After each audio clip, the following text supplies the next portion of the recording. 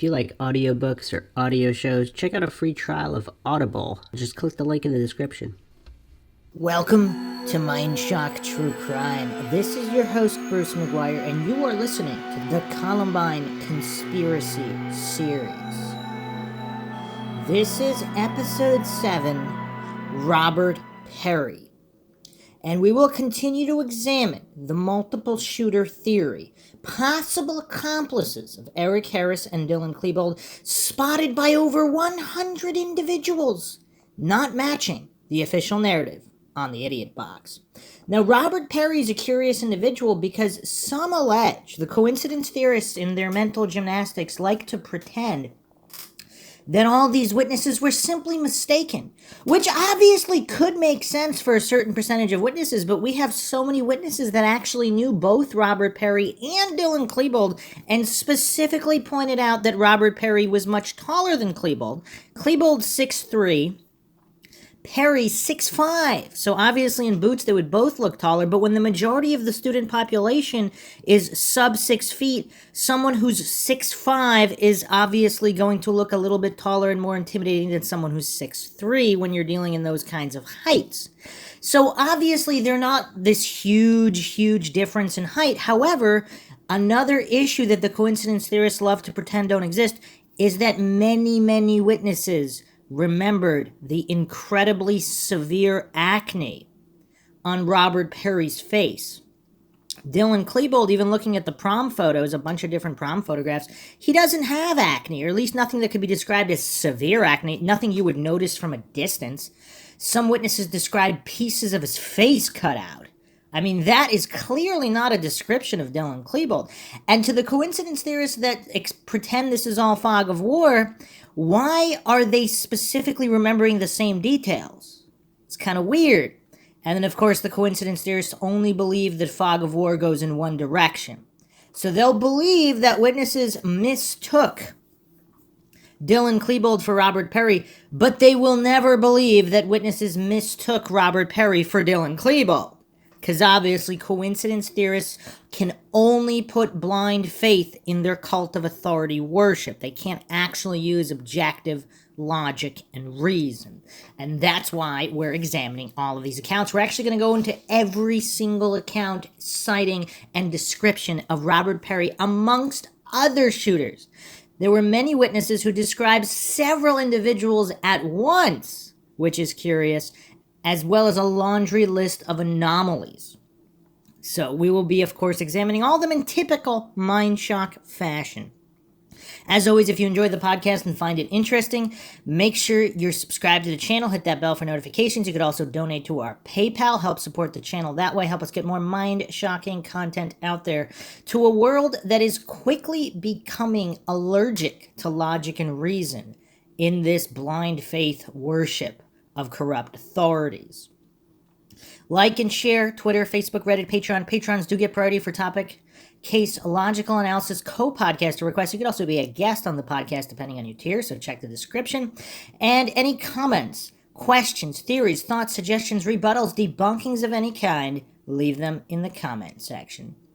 So let's move on here to Robert Perry.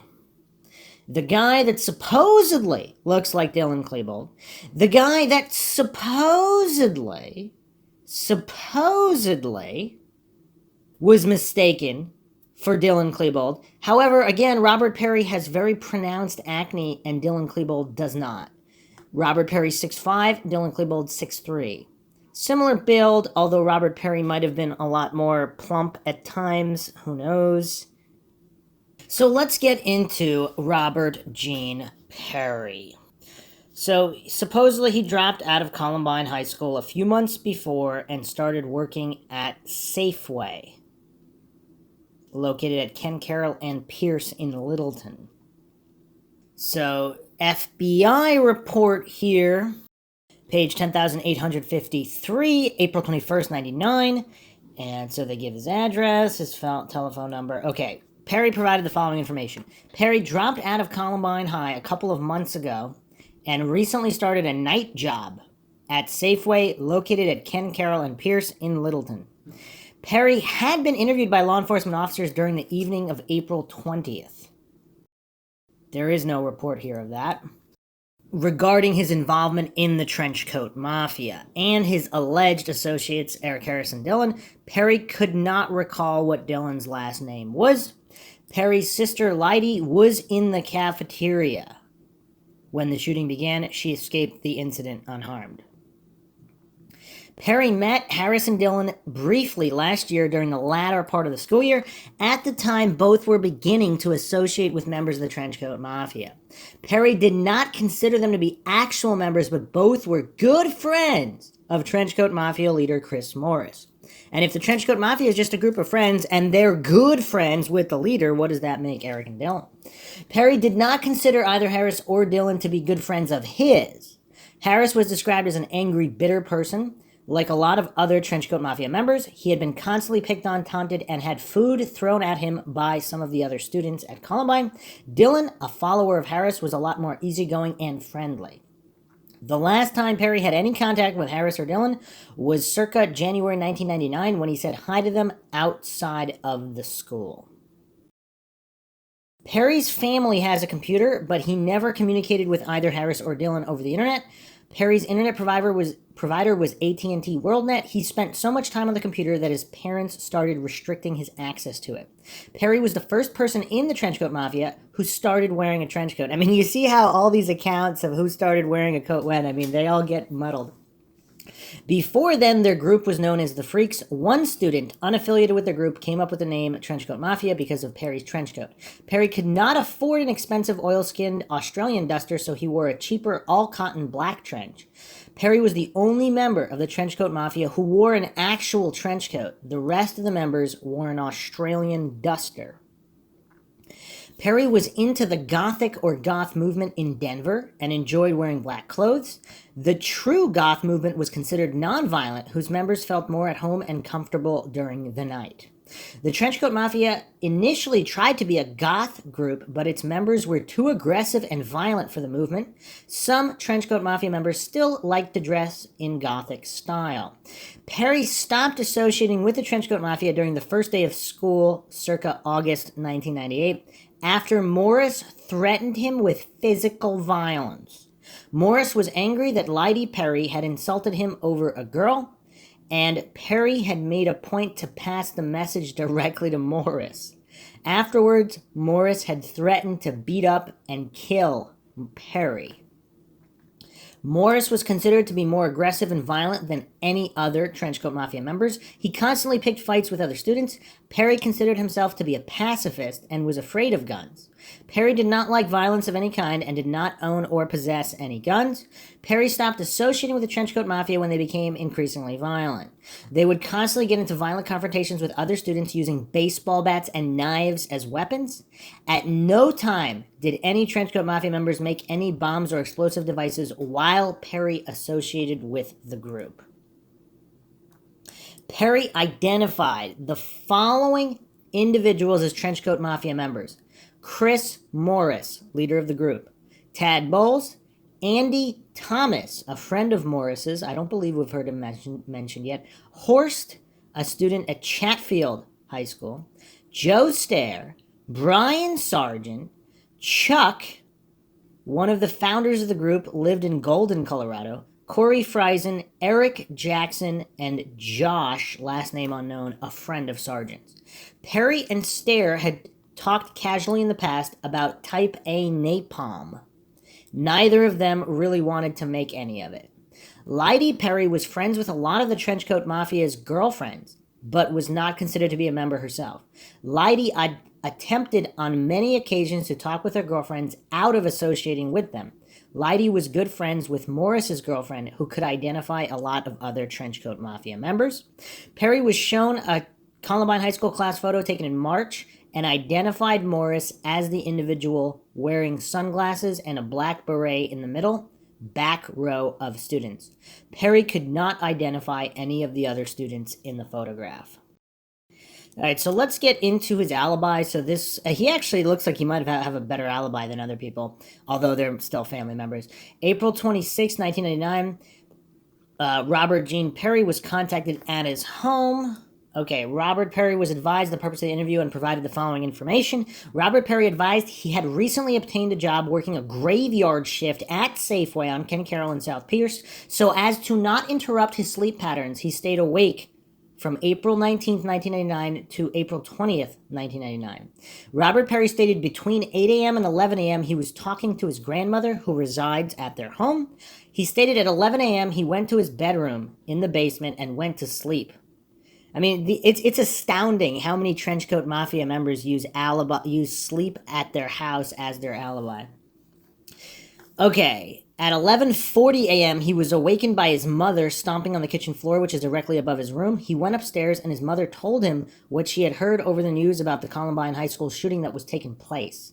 Robert Perry returned to his room, got dressed, prepared to go to Columbine High School to check on the welfare of his younger sister, Lydia Perry. Robert Perry advised that when he got dressed, he discussed Lydia's class schedule with his mother and determined Lydia was most likely in the lunchroom. At approximately 12 noon, he began to walk to Columbine High School looking for Lydia. At approximately 12:15 p.m., he met up with his dad, who had left for work and was driving a possible route Lydia may have taken. Robert Perry and his father, Jim Perry, returned to their home. Robert Perry advised that they received a telephone call from Pauline Colby, who stated that she had not gone to school today due to an illness, and had received a call from another individual that stated Lydia was at the Columbine Public Library. Robert Perry and his father were leaving to pick up Lydia when Kristen Thibault arrived at their home. After a brief discussion with her, Robert Perry and his father went to CPL and picked up Lydia and Jennifer Colby. Then they returned to their home. Robert Perry advised after they returned home with Lydia, the entire family left to do some shopping and then went out to dinner and were together for the rest of the night. Robert Perry was asked to describe the trench coats that were worn by the members of the Trenchcoat Mafia. He provided his black overcoat and explained the others had purchased the Western-style duster coat. He advised the following list of members all had duster coats: Chris Morris, Tad Bowles, Dylan, Eric Harris, Joe Stair, Chuck or Charles, Horst. Robert Perry advised last year Zach Helton, and of course it's actually Heckler, and the amount of names that are getting wrong here, a student at Columbine High, located the student locker combinations on the computer. He loaded the combinations onto a disk and bragged to him about the discovery. Robert Perry was certain Heckler had told Chris Morris about the locker combinations. So we have clear links here between Zach Heckler, Robert Perry, Chris Morris, and Eric and Dylan, as well as all these other individuals. So the coincidence there is claiming that there's no real links here. I mean, there's a lot of links. Now, obviously, that doesn't mean they were involved in any way, but there's just a lot of links here. There are apparently 52 individuals stating that specifically that it was Robert Perry that they saw. And we'll get into the rest of the sightings. I just wanted to break down these individuals. Of course, also Brian Sargent. Actually, before we get to Sargent, here's another post from the Columbine subreddit, the Sham subreddit by user since deleted. Again, a few very astute comments slipped through the cracks here. Is there a possibility that Robert Perry is in witness protection? Apparently, Robert Perry disappeared. Seen a comment by another user along these lines, which would be interesting to discuss further. Due to many accounts and witnesses stating him to be directly involved in the attack, whether true or not, do you think there's a chance he's been through the wit probe process? So a comment here by Quihubol QQ. To me, it's a huge coincidence that the fact that older dudes that were either already expelled, dismissed, oversleeping casually, and systematically skipping classes days or weeks before just so happened to be out of campus that morning. If not directly involved, it is reasonable to think that there was a slight possibility for guys like Joe, Chris, Robert, and a couple more, allegedly the short-haired, chisel-faced, and short, stocky shooters, to have had groomed Eric and Dylan to a certain extent. Part of such coaching probably included, in exchange, secrecy and extreme caution about not naming names. I guess I just have serious issues to believe in coincidences as taught by my grandfather. Not to mention the swift response to the Splatterpunk gang, who again, coincidentally, were an older bunch present at the perimeter of Columbine High School, just in time to watch the events from far away. So some of the misconceptions allegedly here that Robert Perry was a Trenchcoat Mafia member until Morris beat him up. and some by user since deleted. Morris never assaulted Perry. He only threatened to, according to the latter. Also, Perry tried to distance himself from the duo after the shooting, but they were actually good friends. To wit, I've listed some references from the Columbine report. Andrea Cook, page 5188 to 89. Robert Perry, told me right after this happened at Columbine, he knew they were going to do it. Redacted further told her that Eric Harris had told him he was planning on doing something like this. She further stated that Redacted and Eric Harris were friends, and that was the extent of her acquaintanceship with Eric Harris. Supposedly this is talking about Robert Perry. Eric Christner, page 6250, he knew that Harris's group of friends included Dykeman as well as Chris Morris, Robert Perry, Brian Sargent, Zach Heckler, and Dustin Gorton. James Consillo, page 6267, I asked Consillo who else did Harris and Klebold hang around with, and she said Morris, Dykeman, Joe Stair, and Robert Perry. So it seems like there's a lot of people at school that specifically saw Eric and Dylan hanging out with Dykeman, Stair, Perry, Morris, all these other guys. So they would be able to clearly differentiate between these individuals. The coincidence theorists pretend they couldn't, and they were just mistaken. And obviously a certain percentage of the student body that was not familiar with any of these individuals, yes, they could have been mistaken. Let's disregard those accounts. But the accounts of people who specifically knew all of these individuals and who saw them hanging out together could clearly differentiate between them. Kentaro Kojima, page 5618. Kojima said that he knew Harris and Klebold from mutual friends. The mutual friends are Robert Perry, Chris Morris, Eric Jackson, and Nicole, last name unknown. Chris Morris, Trenchcoat Mafia member, page 8897. FBI agent T. Dow Wyatt concluded by stating that she asked Chris where Eric and Dylan got the weapons. Chris mentioned that it was possible that another person by the name of Robert Perry may have more information because the four of them used to hang out together. So Chris Morris is admitting that he, Perry, and Dylan and Eric hung out together. Interesting. Jordana Spavin, page 13,548. I asked Jordana if she had ever seen anyone else with Eric or Dylan, and she replied that she had seen a tall kid with long black hair who was with them a lot. So who is this tall kid with long black hair? Apparently Perry is one of the only individuals that can match this because, again, David Caravan a bit shorter at 6 feet, whereas Robert Perry, 6'5". Because Chris Morris does not have long hair. Robert Perry has long hair. So there's individuals that have seen Eric, Dylan, and Perry together.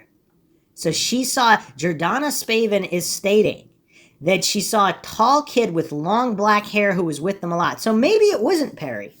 But it's curious that if Dylan's hanging out with Perry, Dylan's hair only goes to the collar. Brianne Cook, page 18,122. Cook interviewed, she identified Perry as being at the county library during the evacuation and having seen Perry with Harrison Klebold in the weeks prior to the incident. So it's curious. She saw all three hanging out together.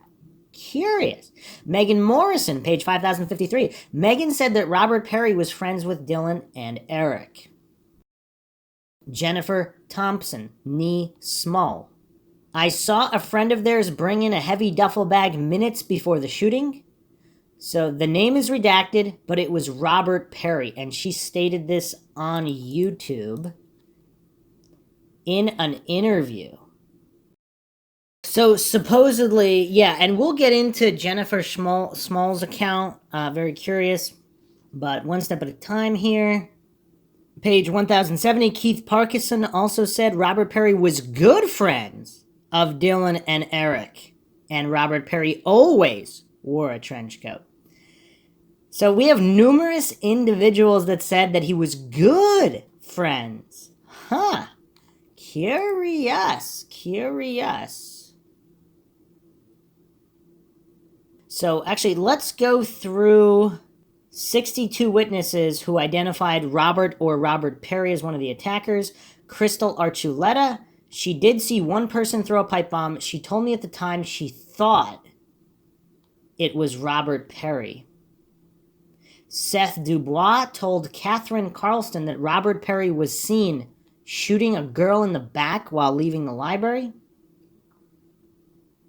Wade Allen Frank, Mr. Frank, told me that he thought originally one of the individuals doing the shooting was someone by the name of Robert. He stated that the person was tall, approximately 6'3", and kind of awkward and gangly, although theoretically that could match Dylan Klebold as well. And again, he's saying that he thought, so this is not a positive ID. We have to clearly separate which accounts are positive IDs and which are not. Brian Fry stated the person he had previously believed this shooter was to be Robert Perry. In a previous interview after receiving his yearbook, he had told his father that he believed the shooter to be Robert Perry. He also stated that the gunman had bad acne. So let's look at Brian Fry, so pages 805 to 816. This interview, May 7th, 1999. It's also curious how many documents have still been sealed that might have more pertinent information, because a lot of these reports are from day of or day after. This is May 7th, 99. Brian Fry, Columbine High School student, was outside of cafeteria. So May 5th, this investigator met with Brian Fry at his residence. Brian advised on the day of this incident, he arrived in the cafeteria approximately 11:15 a.m., placed his backpack on a table. He was shown a sketch of the cafeteria, indicated that he had been either at the table marked H or the table marked I. His backpack was, in fact, found on table H. He stated that he initially met with his friend, Chris Therian, and a girl he knew only by the name of Jean Monte.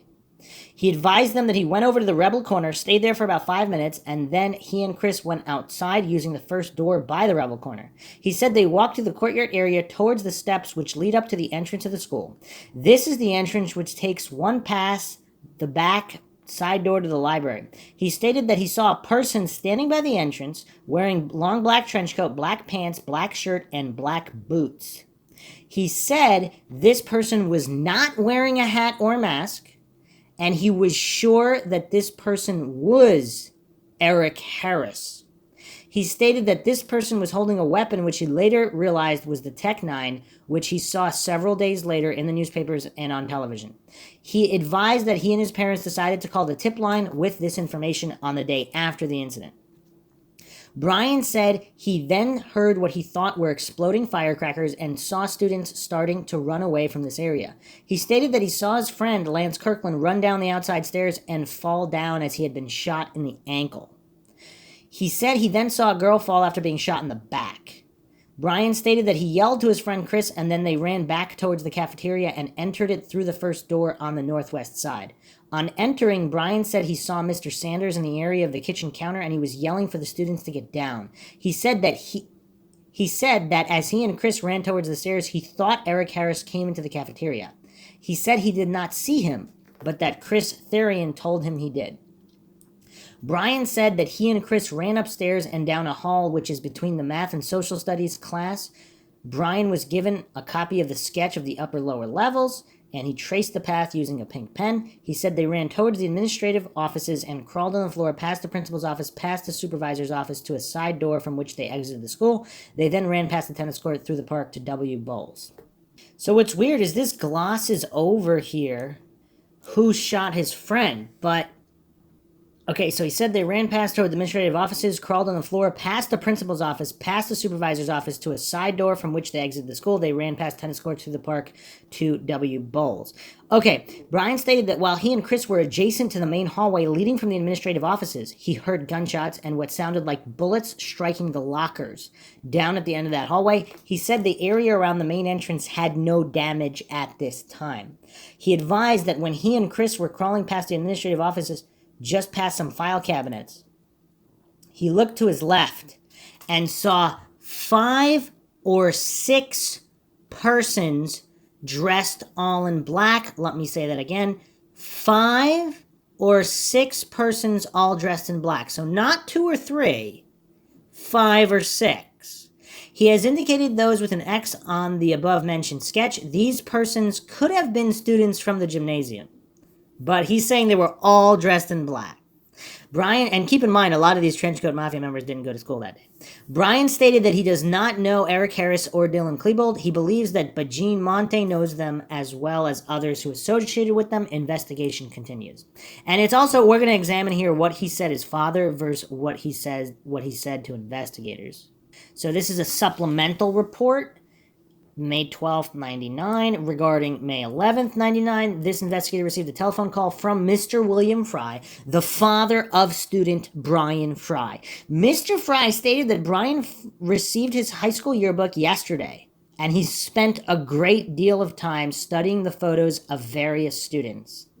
Mr. Fry advised that Brian told him that he was convinced that Redacted had been the person who shot Lance Kirkland. He had previously believed that the shooter was Eric Harris. So that's also curious, too, because he's stating that the shooter is Eric Harris, who's really short. But after looking through the yearbook and looking at faces, he's now convinced Robert Perry, who's 6'5", shot Lance Kirkland. So this is a curiosity where Robert Perry is not being confused with Dylan Klebold, but rather Eric Harris. On May 12th, 99, this investigator recontacted Brian Fry. He advised me that while at school he heard a rumor that Redacted had turned himself in as having been involved in the shootings at Columbine. He went on to say that he received his yearbook. He began looking at the pictures of both Dylan Klebold and Eric Harris. He said he then looked at the picture of Redacted and became convinced in his mind that the person he saw outside the student's entrance holding and then shooting the Tech 9 was Redacted, not Eric Harris. He said that he assumed the shooter was Eric Harris because he did not recognize him as Dylan Klebold that day and knew that the media had announced the shooters as Eric and Dylan. That is curious because so the media announced Eric and Dylan, and so I'm assuming he knew Dylan, or at least kind of what Dylan looked like, or the photo of Dylan that they provided on the news, and he did not recognize him as Dylan, so he assumed it had to be the other guy, Eric Harris, who's quite shorter. He advised that the shooter took very long strides and was close enough to him. He estimates 15 feet, and he saw the acne on his face. Wow, is this one of the most mind-shocking testimonies? And he's so convinced his father calls in to state this. So he did not recognize, so he's confident he did not see Dylan Klebold.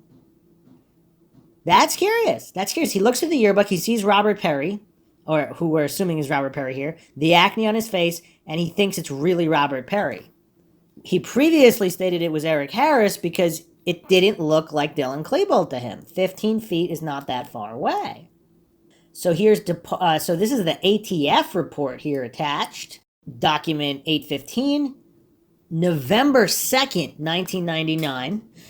Traver contacted Brian Fry at his residence with his parents present. At this time, Fry stated that the picture he was shown of Dylan Klebold did look like the individual he saw with the firearm at Columbine High School. Isn't it curious how all these memories suddenly start functioning perfectly so many months later after the incident? And we'll be getting into Jennifer Small's account as well about the intimidation to get her to change her story, which she would not. Very, very curious. Very, very curious indeed. Let's continue here. Courtney Hallman. There were 3 guys. The guy I remember most was the main guy. He was over 6 feet tall and has long, dark, curly colored hair. He was wearing a trench coat. His name is Robert Perry. So Dylan Klebold's hair is not that dark. I mean, it's brownish, sort of dark. Robert Perry's hair is very dark. We actually skipped over Seth Dubois. Let's go back to Dubois, 2907. And in his statement here, dated April 20th, 1999, 5:30 p.m., I was sitting eating lunch in the cafeteria, approximately 11:20 a.m., heard people screaming, gunshots, about 3 shots. Stood up, looked around, I saw a girl outside at the hill near the stairway. She was bleeding from her pant leg. A guy grabbed her and was trying to pull her away from the stairway. The gunman was at the top of the stairway. He had a black ball cap on, turned backwards, long brown straight hair down to his shoulders. So Dylan Klebold's hair is not straight. it's pretty curly and pretty crazy. Robert Perry's a lot more straighter and longer, supposedly, at that time. He was wearing a long black trench coat down to his mid-calf. He was holding a double-barrel shotgun with the shoulder butt sawed off, although that is consistent. Then I glanced to my left, saw another girl about 20 feet away from the stairs. She was bleeding from her shirt. Another guy was behind her trying to pull her away from the stairs. Then the gunman walked down the stairs and pointed the shotgun at a male. He, the gunman, then pulled the TR something and shot the guy as he laid on the ground. Then the gunman walked up the stairs area. I got ground floor next to the windows so that I would not be seen. After a minute or so, everyone ran up the stairs from the cafeteria. I ran up. I heard more shots. They sounded different from the shots I heard outside. They were automatic fire coming from inside the building. And that's a curiosity. Again, they really should have played, I know it's traumatic, but they should have played the difference in different guns just to see what the witnesses would identify, just to give us a clearer picture. I ran into and hid in one of the main classes. A few minutes later, a teacher came in, told us to run outside. We ran to Lenwood Park, then I ran home from there. Question, do you know the guy you saw with the shotgun? Answer, no, but I've seen him around school. He is a student. Him and his trenchcoat friends always wear the long coat. Black in color.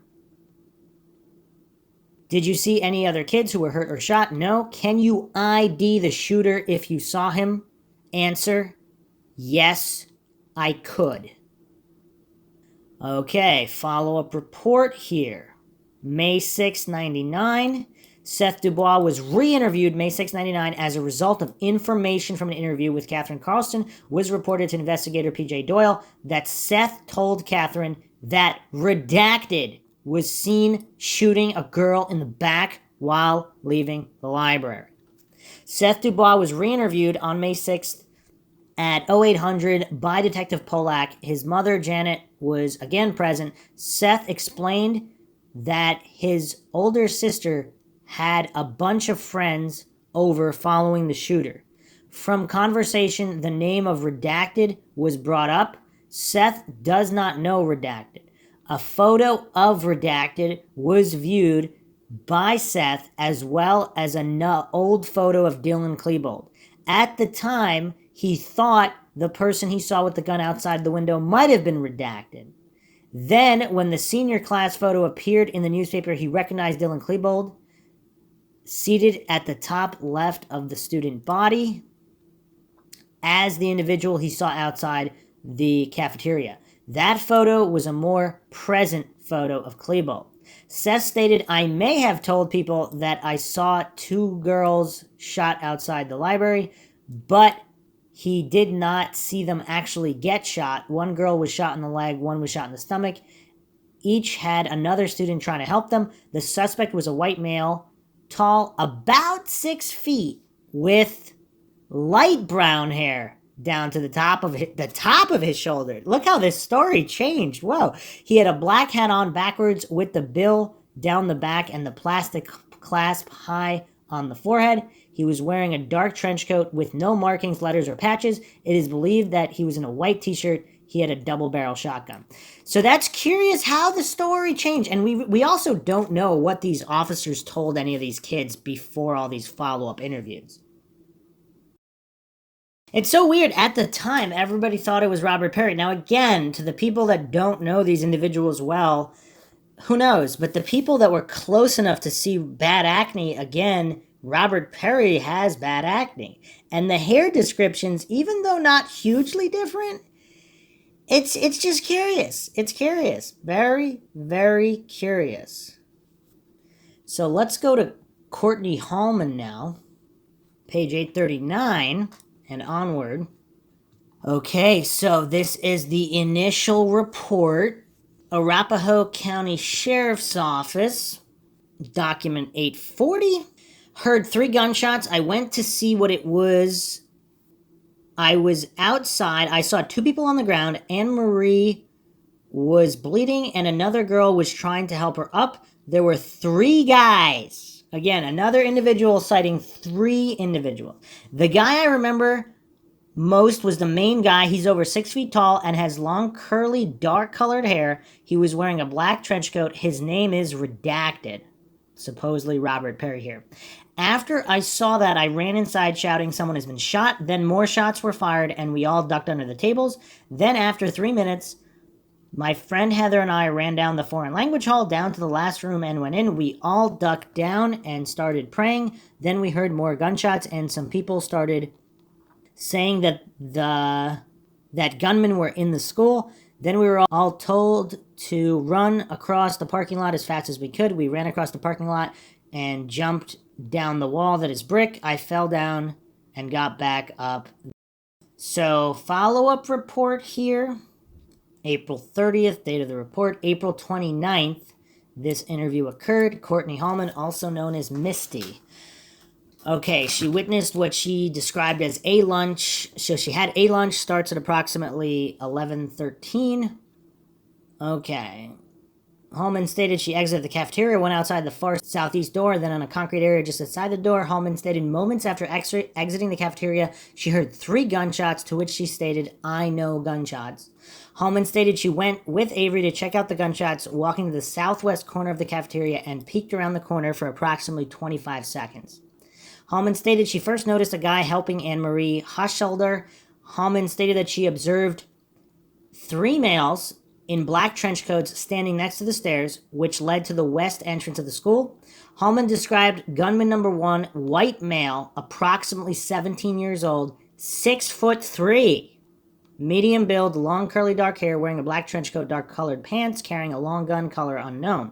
Hallman described gun member number 2 as a white male, 16 or 17, shorter than gunman number 1, medium build, no hat, no mask, dark clothing to include black trench coat, with grenade type things hanging on his shirt, dark in color.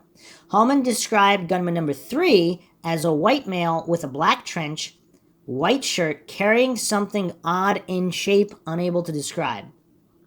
Hallman stated that she recognized gunman number 1 and 2 as individuals she had seen in the school before. Hallman stated that she peeked around the corner for approximately 25 seconds, only getting a side view of the gunman. Hallman stated after approximately 25 seconds peeking around the corner, she and Avery ran back to the cafeteria, at which time she yelled to students in the cafeteria that someone was shooting. Okay, she also talks about explosions and all these other things. So that is curious. So, okay. As the interview concluded, I showed Hallman 3 photo lineups. The first lineup I showed Hallman was marked 1 on the back of the lineup. Hallman picked photograph number 6 and told me he was gunman number 1. I then showed Hallman photo lineup number 2, which I marked number 2 on the back of the photo lineup. Hallman picked number 5 as gunman number 2. Hallman stated that photo number 5 was a 50% chance of being gunman number 2. I showed Hallman photo lineup number 3, which I had marked on the back as number 3. Hallman was unable to identify anybody out of the 6 photos. So, if nothing else, what we can glean is that Hallman witnessed a third individual. Even if you want to say she was unsure about Robert Perry, there's a third individual who she does not recognize as belonging to the school. Does that mean someone who formerly went to the school or someone not associated with the school at any time? I don't know. Very, very curious. Let's move on to Lacy Hahn, 3341. It's also curious, so many of these students, did all these students make reports day of? Because if they didn't, that's fine, but if they did, a lot of them are missing and they only show these follow-up interviews. The follow-up interview here stated that she observed Dylan Klebold. And again, the original report is not here. Lacy looked through a series of photographic lineups and identified photo number 3 in the display as marked number 1 by this detective. She identified this person as Dylan. Lacy continued to look through the rest of the photographic displays, but was not able to identify any of the other people displayed as the second person who had fired on her. Now, what does that mean? Because if they're showing her pictures of Eric Harris, and she does not identify any of them, she did say that the person depicted in photo number 3 was the same person who had shot the victim outside of the cafeteria. So she's stating it was Dylan. She said she did not get that clear of a look at the second shooter. She also said that the pictures in the displays were very old. I don't know what to make of that. Supposedly there's other interviews here. And apparently, in other documents, Miss Hahn said that she does not believe it was Harris or Klebold. Miss Hahn believes it was an individual named Robert. Bijan Monte, I asked her if she saw the source of the shooting. She told me who she thought at the time was Robert Perry with a gun hanging around his neck. She said she never actually saw him shoot the weapon. She asked me if I had any information in regards to Robert Perry. I informed her I did not. So Monte's paperwork, 1015. This is Jefferson County Sheriff's Department. April 30th was the date of this interview. So again, who knows what was stated day of. But, okay. An interview was conducted with Jennifer Rose Falbo. During the interview, Falbo stated that she had contacted her friend Bijan Monte after the incident to see if Monte was okay. Falbo stated Monte was near the cafeteria when the shooting began, and she saw redacted with a gun. I'm assuming this is Robert Perry. Bijan Monte was contacted by phone April 30th by the reporting agent. Monte was asked if she attends Columbine. She said she does, and she was present. She stated she was near the cafeteria when the shooting started and saw one of the gunmen. She stated the gunman she saw was not one of the guys identified on television. Let me read that again. She stated the gunman she saw was not one of the guys identified on television. This interview, April 30th, 4 p.m. She is a junior at Columbine High School. Met the following Trenchcoat Mafia members in 97. Corey Friesen, Charles Phillips, Eric Dutrow, Brian Sargent, Chris Morris, Pat McDuffie, and Joe Stair. She stated she had never met Dylan Klebold or Eric Harris. She knows Robin Anderson because she dated Pat McDuffie. Her best friend, Jen Falbo, used to date Friesen and then Dutrow. Monte does not consider herself a Trenchcoat Mafia member. She was just friends with some of the members. She stated most of the members she knew have graduated. She stated that Trenchcoat Mafia members talked about paintball a lot, played Magic, drank alcohol, and usually hung out at Corey Friesen's house. She stated she did not hang out with them after school hours. She never saw any drug activity with the group, and only weapons she ever saw them with were knives. She has not heard any of the members talk guns. The only explosives she ever heard about were when Phillips, Stair, Dutrow, Friesen, and Morris traveled to Wyoming and bought a bunch of fireworks. She stated she never saw them use the fireworks. She stated she had never met Klebold or Harris. Monte's boyfriend is Luke Clowen, who has already graduated. She went through her schedule. Okay. She was met by Chris Furion and Brian Fry, who wanted her to go outside and play soccer. She stated she did not want to play, but went outside through the South Commons to the door. She sat down, and Fry and Furion kept trying to pull her to go play. She thought she saw fireworks sparkling on the sidewalk, and then saw a guy in a trench coat coming down the hill. 3 kids went down on the ground, and the guy in the trench coat was standing over 2 of the downed kids. She stated she knew it was redacted in the trench coat standing over the 2 kids because she recognized him. Okay, so she doesn't know who Dylan Klebold is. She knows who Robert Perry is. She said she recognized him. She said it was him. Monte stated she hangs out on Polk and Pierce with some kids who smoke cigarettes, and redacted are there almost every day. She stated she has met Redacted and heard him talk about his mom tries to control him and how the school does not check the ID of smokers. She stated she has seen Redacted almost every day since January of 1999. Is she talking about Robert Perry here, or is she talking about somebody else? I mean, how many Redacteds are there? We obviously have no way of knowing which Redacted is which, but I'm assuming she's talking about the same Redacted. She stated the first time she met Redacted was when one of her friends, Brandon, called Redacted a freak. I mean, is this closer to the Eric Alt story as well? Monte stated she was certain it was Redacted standing over the 2 kids. She stated on a scale of 1 to 10, 1 being uncertain and 10 being positive, she was between an 8.5 and 9 that it was him. So she didn't say 10. Okay. That's curious. Although, is she the type of person who would never say 10? I mean, we have to establish benchmarks here. Like, because some people will never say 100% because that's just not the way they talk, but who knows. She stated Redacted had a gun hanging from his neck on some type of strap. The gun was all black, approximately 15 to 18 inches long. She stated it looked like a machine gun. There was no duct tape on it. She stated that was the only gun she saw him with, and it was in his right hand. The following is a physical description she saw of the man with the gun. He had on a black trench coat that extended between his knees and his ankles. He had on a black baseball hat in the backward position. His face was long and his neck was long. He had a narrow chin. His teeth were crooked. He had an obvious overbite. He had no glasses or facial hair. Huh. So this would not be Joe Stair or Dykeman. His complexion had lots of acne. There were indentations like pieces were cut out, and his face was white in color with some redness. Does this seem more like Robert Perry versus Dylan Klebold? His coat was hanging open. He had a black t-shirt with a white colored print on it. She stated the shirt was not tie-dyed. The print on the shirt appeared to be peeling and looked older. So again, let's look at these images of Dylan Klebold's face. So this is from the prom.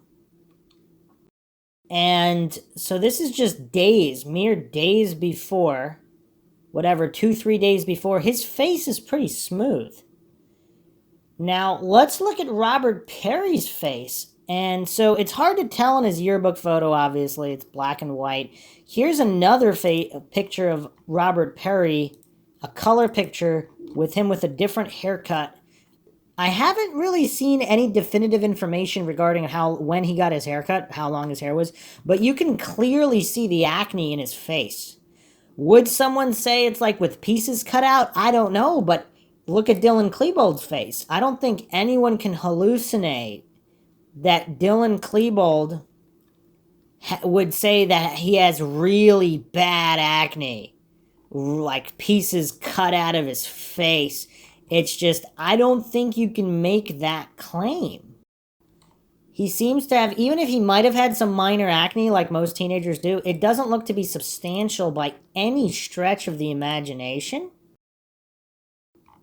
Also, we can compare to Corey Frizen's face, no acne. Even Chris Morris does not appear to have bad acne. Joe Stair, same thing, does not appear to have really bad acne of any kind. Zach Heckler also does not appear to have bad acne. It seems like, I mean, even Brooks Brown, he looks like he might have some, but nothing substantial. It seems like Robert Perry is the only individual that has very pronounced facial acne. And that's curious when examining these eyewitness statements. But let's continue here. The print on the shirt seemed to be peeling and older. He had a red colored cloth type item to the left side of his waist. He had black, tighter fitting jeans, not baggy. She stated they were regular black jeans. There were no straps or pockets extending down the legs. Now, Klebold's pants clearly look pretty baggy with a lot of pockets. I mean, I don't know. Would you say they're skinny, tight jeans? I mean, I would not call Dylan Klebold's pants like that. But again, who knows? He had black high-top tennis shoes with no colored markings. She stated they were not boots because the toes and overall shape were a tennis shoe. So, not boots. So, Eric supposedly wore these Magnum boots, and he had possibly a Soviet sticker on them.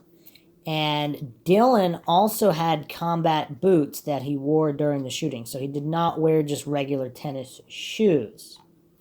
So it's very, very curious how she seems to have recounted very specific details. Tight jeans, not baggy, with straps or pockets. And the acne so bad that it looks like pieces of his face were cut out. Okay, Monte stated she watched Redacted for approximately 30 seconds. So this is not a quick glimpse of just someone running by. Like the coincidence theorists maintained that there was so much panic and confusion, it's easy to confuse people if you only saw them for half a second in the mayhem. This was before the mayhem. Or at least there was she saw him with kids on the ground, but she watched him for 30 seconds here. Approximately 30 seconds. So it's not a half a second glimpse of somebody running. Agent Ricky S. Mundine read the admonition from a photo line to Monte and her mother. Monte and her mother left the room, and 3 separate sheets of photos were laid out on the dining room table. The sheets were marked A, B, and C. Monte returned to the room, and after approximately 15 seconds, she pointed to number 6 on sheet B and stated, "That's him. That's the man with the gun. That's him." Monte signed the photo she identified as the gunman, and then she signed the admonition form. The admonition form and the entire lineup were collected by the reporting agent as evidence. Monte provided a written statement of what she saw when the shooting started.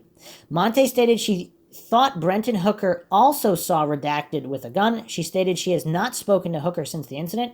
Monte's mother, Linda Monte, stated she and her daughter attempted to contact law enforcement officials on the night of the shooting because they felt the information was important.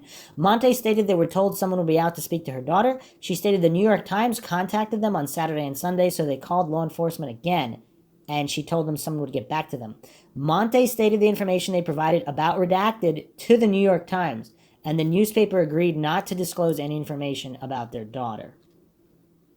Monte stated she wanted the agents present at the interview to know she had assumed the gunmen got their weapons from Redacted's house because she knew, so this is not Dylan or Eric, because she knew through her friends they had a lot of guns. She stated she had been to the Redacted house one time and she did see weapons mounted on the wall as a display. Okay, regarding, so apparently, wow, okay, so they did some work here. The reporting agent, Agent Mundine, Agent in Charge Wilson, Bijan Monte, Linda Monte, and Anthony Monte went to Columbine High School and checked in with Jeffco. Monte identified her position outside the cafeteria when the shooting started, the position of the gunman, and the position of the 2 victims the gunman was standing over when she observed him. The locations were marked for center mass documentation. The position of Monte and the gunman were photo documented. So they're at the high school actually moving through the motions. This is crazy if that's what this is. Monte remained in the position while Agent Mundine stood in the position identified as the gunman's. The reporting agent stood next to Monte and facial features could be distinguished on Agent Mundine. Monte was asked again by Agent Mundine to describe the gunman she saw standing over the 2 kids. Monte provided the following description. She stated he had on a black baseball cap backwards. Could not see his hair because of the hat. That's curious. She couldn't see his hair because of the hat at all. She did not remember anything specific about his ears. He had on a black trench coat. She stated the coat was folded back in the front and it was not leather, some kind of cloth material, but it was not denim. She did not notice anything particular about the shoulders, but stated there was no color patches on the coat. She stated he had something red attached to his left hip near the area where a belt would be. The item appeared to be cloth like a bandana. The item was all red. She stated he had an all-black gun in his right hand. Monte stated the gun was on a strap around his neck. So Dylan Klebold is left-handed, and supposedly the autopsy said that he was shot in the left temple. But anyway, it would be curious.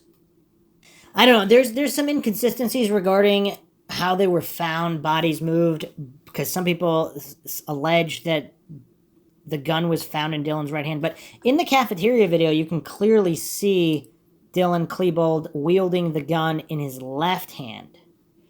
And his family confirmed he was in fact left-handed.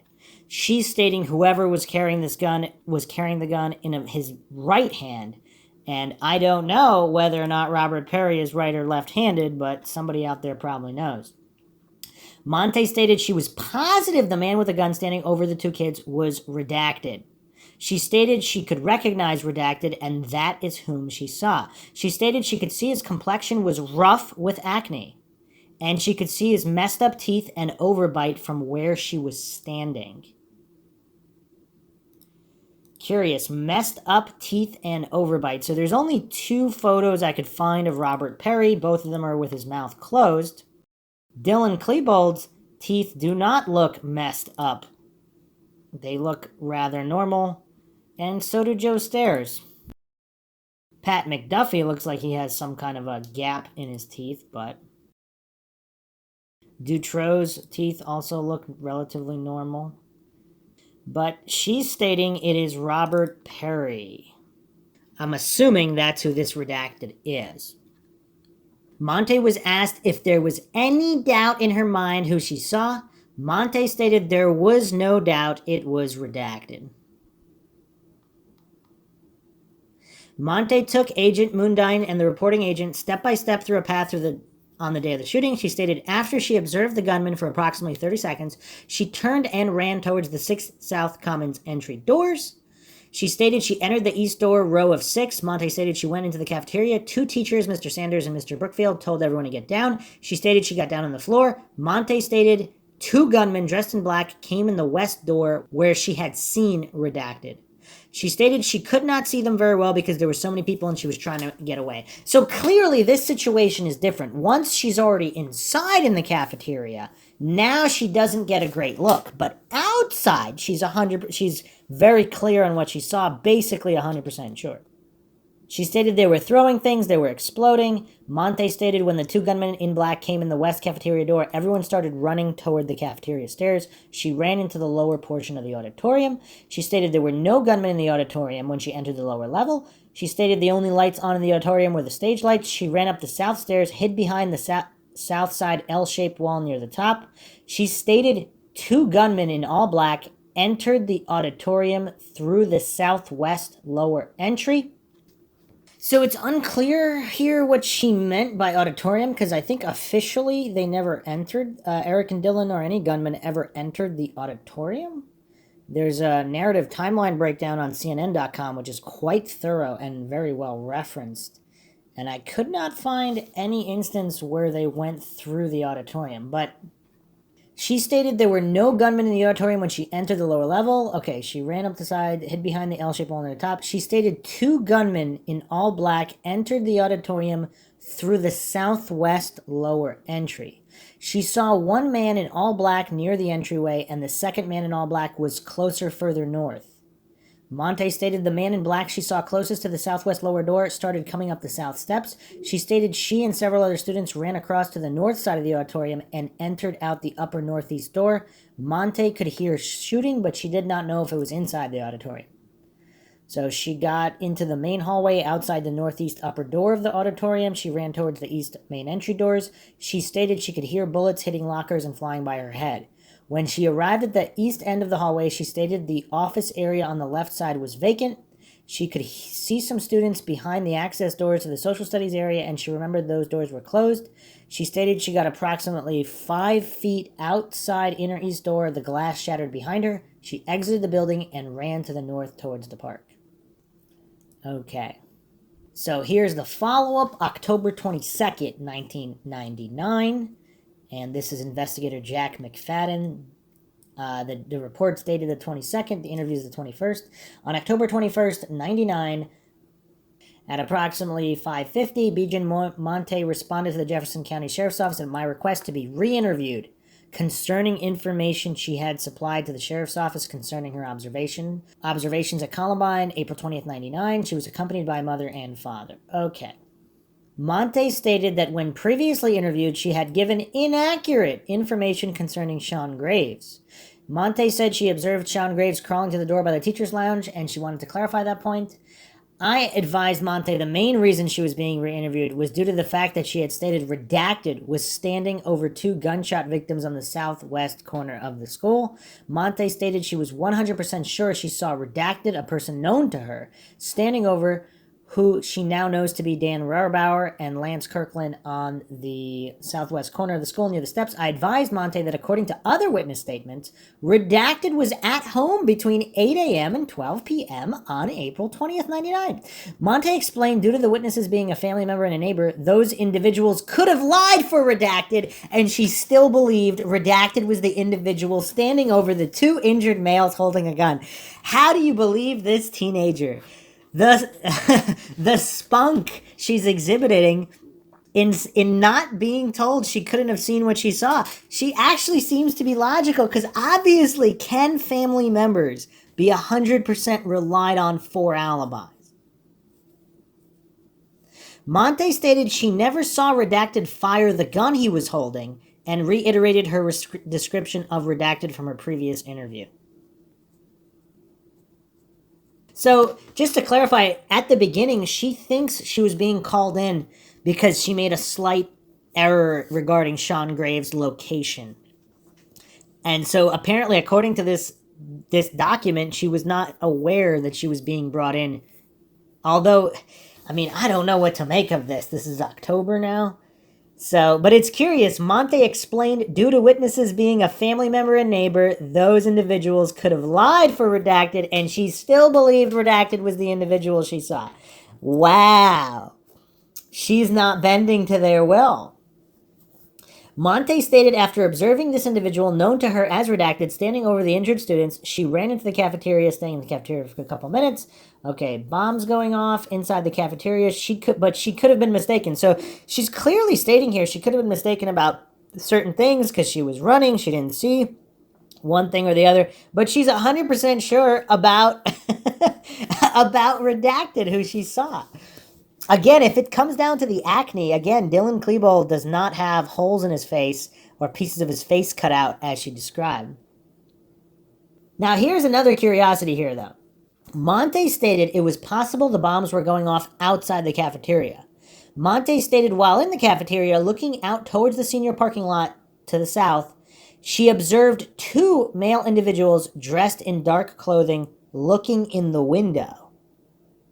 Monte stated she only got a quick glance, approximately 1 to 2 seconds, at those individuals, but did not believe it was the same individual that had been standing over the injured students by the southwest corner. Okay, so Dylan and Klebold, could they have been Dylan and Klebold? She doesn't know, but these individuals are not the individuals she saw standing over the others with the gun, although she's clarifying she did not see Redacted actually fire the gun, just stand over the individual. Monte stated after staying in the cafeteria for approximately a couple minutes, she ran out of the cafeteria towards the auditorium, at which time she entered the auditorium and saw two suspicious males dressed in dark clothing. Monte stated the auditorium was dark and she was unable to see any faces or identify the individuals, but she felt these individuals were suspicious and ran the other way. Monte stated after hiding in the auditorium for a very short period of time, she exited the auditorium and ran to the main hallway in an easterly direction, exiting the school via the east doors by the business office. Monte stated that while running down the east hallway, she was being fired upon from an unknown location. Monte stated that the easterly door windows were shot out as she ran out the door. I asked Monte if the individuals in the auditorium had weapons, to which she replied, no. Curious. I showed Monte cafeteria video photo number 44 and asked her if she could identify anyone in the picture. Monte replied she could not. I then showed Monte video photo number 51, to which Monte replied the black shirt, shoes, guns, and hat possibly look like the ones worn by the gunman seen on the southwest corner of the school. I then showed Monte video photo 52 and 53, to which she replied she could not identify anybody in those photos. I'm assuming she's being showed photos here of Eric Harris and Dylan Klebold. Prior to the conclusion of the interview, I advised Monte that there were several witnesses out on the southwest corner of the school at the same time she was, and had different recollections of what took place and who was there. I asked Monte if she could explain the differences in the stories and several other witnesses. Monte stated she had no explanation for the other witnesses' observations and reiterated she knew Redacted prior to the incident, and that's who she saw standing over the two injured students. At approximately 7:45, the interview was terminated. Additional information, Monte's father stated Monte is currently having bad dreams, nightmares about the incident at Columbine High School. Monte also does not feel safe at Columbine High School. I mean, who would after that? But is that because she named Robert Perry and he hasn't been arrested or charged? Is that why? And she thinks there might have been others involved as well. I mean, this is crazy, but here we have an individual who did not bend to the will of investigators. She stood up for herself. She stood up to exactly what she saw. Now, here's another curiosity, though. I mean, we haven't discussed this theory yet. I don't believe this theory has ever been discussed anywhere, but this is Mindshock, where we go down every single rabbit hole. Is it possible that for whatever reason there was certain bad blood between certain individuals and they know that some of these other Trenchcoat Mafia members or former members were not there, but they said they were to implicate them? I mean, it's kind of weird, but if that was the case, why wouldn't she also finger Eric and Dylan? She said she didn't recognize them. It's curious. There's just so many things that don't make sense. And that's really what it's about. The coincidence theorists maintain everything is all explained and fine, but clearly there are so many things that do not make sense. I do not claim to know what happened. I wasn't there. And the people that were there, there's so many different stories. So how does anybody know? Let's move on to Tessa Nelson, 1031, Arapahoe Sheriff's Office, date April 20th, 1999. White male in long black trench coat with a black ball cap, possibly some red on it, wearing black boots and black jeans. He had black hair that came a little above his shoulder, skinny. He had a gun that looked like a small machine gun, question mark. I don't know guns very well. Possibly redacted, question mark. So her ID does not seem positive. So she gave her account, and let's go to the end of the report here. Deputy took a statement. Okay. Tessa told me that upon initially entering the cafeteria, she did not notice any duffel bags or anything suspicious or out of the ordinary. She told me she was aware of the Trenchcoat Mafia within the school. She did not personally know Eric or Dylan. Tessa said that she had seen Harris in the school on one prior occasion but never met him. Tessa said that she did not know any of their publicized associates, but that she knew of Redacted from when he attended school at Columbine. Tessa told me she thinks that the individual she saw with the gun might have been redacted because she knew what Perry looks like. So did they forget to redact that? And this individual looked very much like redacted. I asked Tessa if she had been close enough to the individual to pick him out of a photo lineup. She said she probably could. So again, not definitive. I then presented Tessa with a photographic lineup. Unmarked photo lineup, which she showed redacted in photo number 3. Tessa looked at the lineup for about 5 seconds and picked photo number 3. Tessa then marked possible identification. Curious. So it's funny, the other investigators were telling Monte about how all these other witnesses had conflicting reports. Did they really? Because a lot of people said it was Robert Perry. Follow-up here, October 20th, 1999. Her follow-up interview. Okay. Tessa said she looked forward to the exterior stairway of the southwest side of Columbine High School. She saw a male subject on the stairway, described him as the following: white male, approximately 6'4". So again, 6'4", 1 inch shorter is Klebold, 1 inch taller is Robert Perry. Black baseball cap on backwards, black trench coat, hung to approximately the subject's mid-calf. Tessa said it was not shiny, did not believe it was made out of leather. She said the male suspect was also wearing black jeans and black combat-style boots. Tessa said as she was watching this male subject, he pulled back the right side of his trench coat, swung a firearm out of the coat that had been hidden underneath it. Tessa said the subject held this weapon in his right hand after pulling it out of his jacket with his right hand. Again, curious, because Dylan Klebold is left-handed. Tessa said that when she saw the subject shoot this firearm, he shot it while it was in his right hand. I asked Tessa Nelson, so again, curious, she doesn't know this individual, she's not 100% sure, as Monte was, but she seems to be very sure about which hand he had the gun in. I asked Tessa what he was shooting the weapon at. She told me he was shooting at anybody. At one point, she saw a female victim lying on the ground outside the cafeteria commons area. She was bleeding. Tessa pointed to the area above her belt, right side of the body. She now believes the victim's name was Anna Marie Hoshelter. Tessa continued and told me the male gunman she saw on April 20th on the exterior of the hallway was alone and did not appear to be with anybody else. Tessa said the subject had bad hygiene and had facial scars and or bad acne. Again, let's compare the faces of Klebold and Perry. I mean, this is also mind-shocking because even if she's not sure who this was, she seems to distinctly remember that there was something about his face. Scars, acne, something. Tessa said after the shooting, she looked through the Columbine High School yearbooks and said she located the picture of Redacted, and that is who she now believes was the gunman that she saw on April 20th, 1999. Tessa said prior to the shooting, she had seen Redacted in the hallways of Columbine High School. However, she did not know what his name was at the time. I asked Tessa Nelson how certain she was that this gunman was in fact Redacted, and she told me, "I'm pretty sure." She said she did not believe this person was Dylan Klebold due to the fact that the gunman had either black or dark brown hair, and she said she knows Dylan Klebold to have lighter colored hair. I briefly explained to Tessa Nelson about the physical evidence at the crime scene not indicating any other shooters were involved with Klebold and Harris. However, she did not say anything, but she did not change her beliefs either. I showed Tessa Nelson the photographs printed from the Columbine High School cafeteria commons area videotapes. The photos that I showed her were all from Group A, photographs 44, 51, 52, 53. After looking at these photographs, Tessa Nelson said neither of the suspects in the photographs were the gunman that she had seen on April 20th, 1999. I asked her if she knew who was in these photographs, and she said she recognized them as Dylan Klebold and Eric Harris.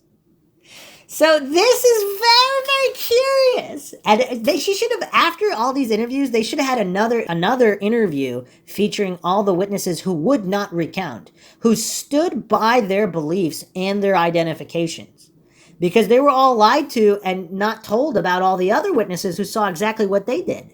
They were clearly pressured to change their story. Now, pressured to what extent, I don't know. Again, we don't know the tone. A lot of these people had their parents with them. We don't know what their parents said before the interview or whatnot. Is it easier to get along just to go along? I mean, I don't know. But she recognized these individuals as, so we have a bunch of different individuals. We have people who did not recognize Eric or Dylan, but said they were not who they saw. She here is recognizing them as Dylan Klebold and Eric Harris, and she said it was not them. Neither of the suspects in the photographs were the gunmen that she had seen on April 20th, 1999. So how is this different than Monte's testimony? Again, these investigators are not being honest.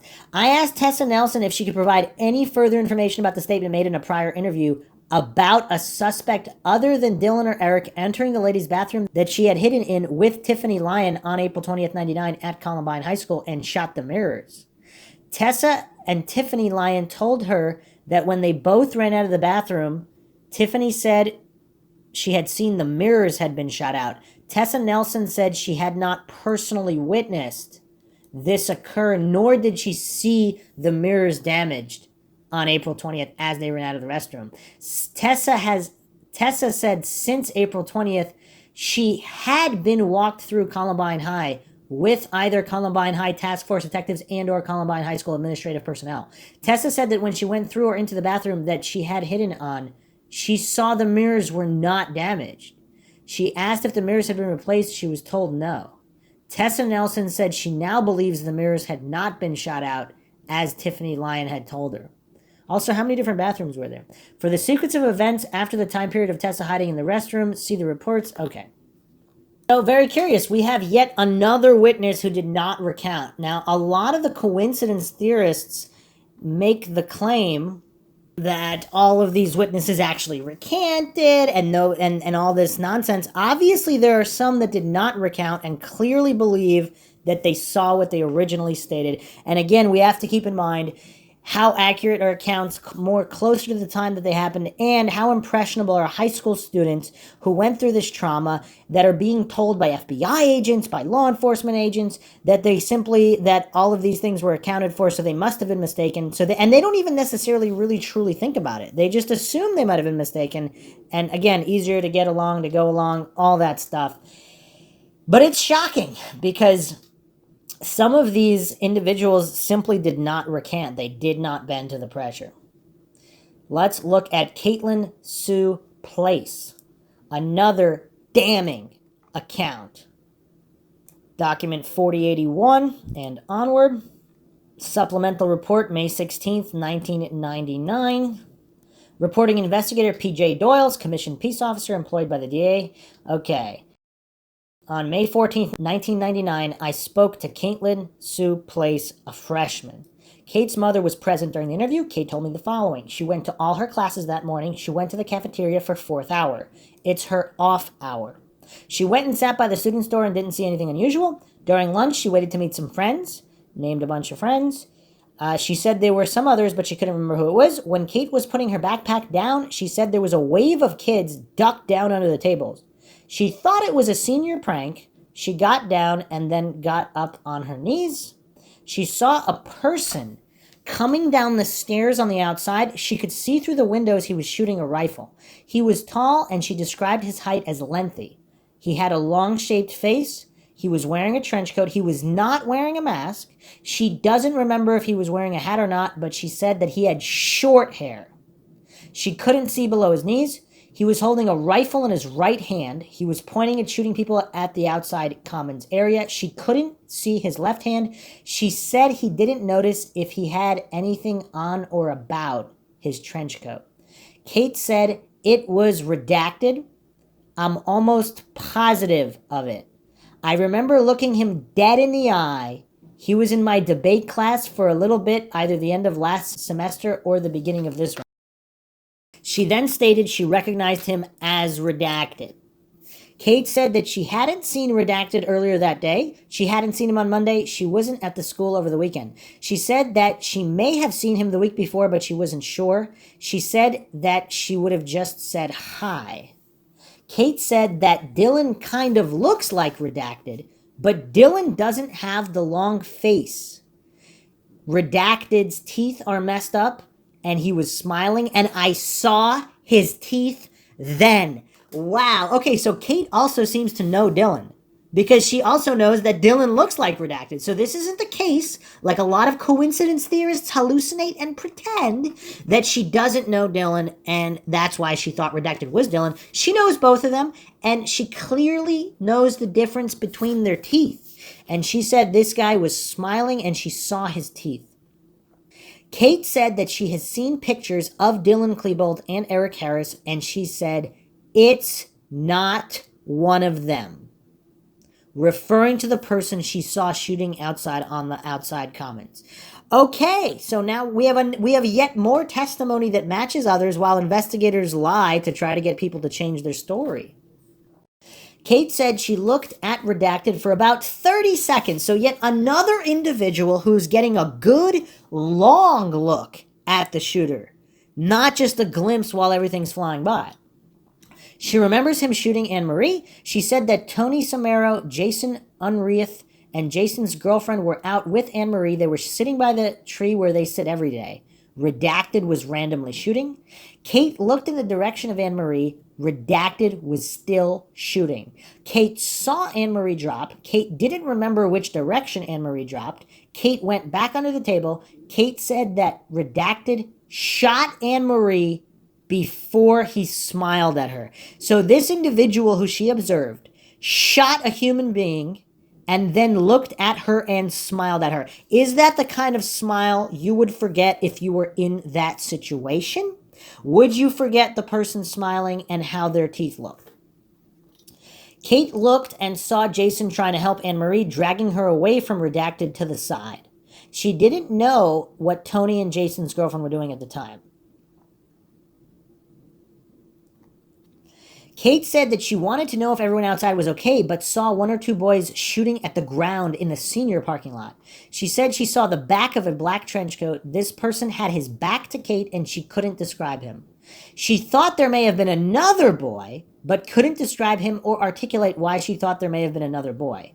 She said that she didn't think the person shooting in the senior parking lot was Robert Perry. This person seemed shorter. She couldn't see what kind of a gun this person had. Okay, curious. So she she thought there may have been another boy, but couldn't describe. Okay. So there one or two other shooters other than the one she observed were in the senior parking lot and she couldn't see them. One of them was shorter, possibly Eric Harris. Kate said that when the shooting was outside, she could hear the shooting. She couldn't say how many shots, but thought it was about 5 or 10. And that when the shots were being fired in the senior parking lot, it was like little bullets spraying. She was unable to give me a number of shots she heard and saw. Kate said that she knew Dylan from school.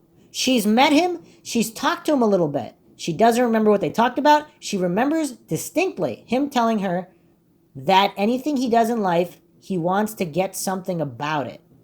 She didn't remember what else they talked about. She said it was nothing profound. He did not scare her, and they didn't talk about anything weird. She said that he seemed like a follower, but couldn't articulate why she thought that.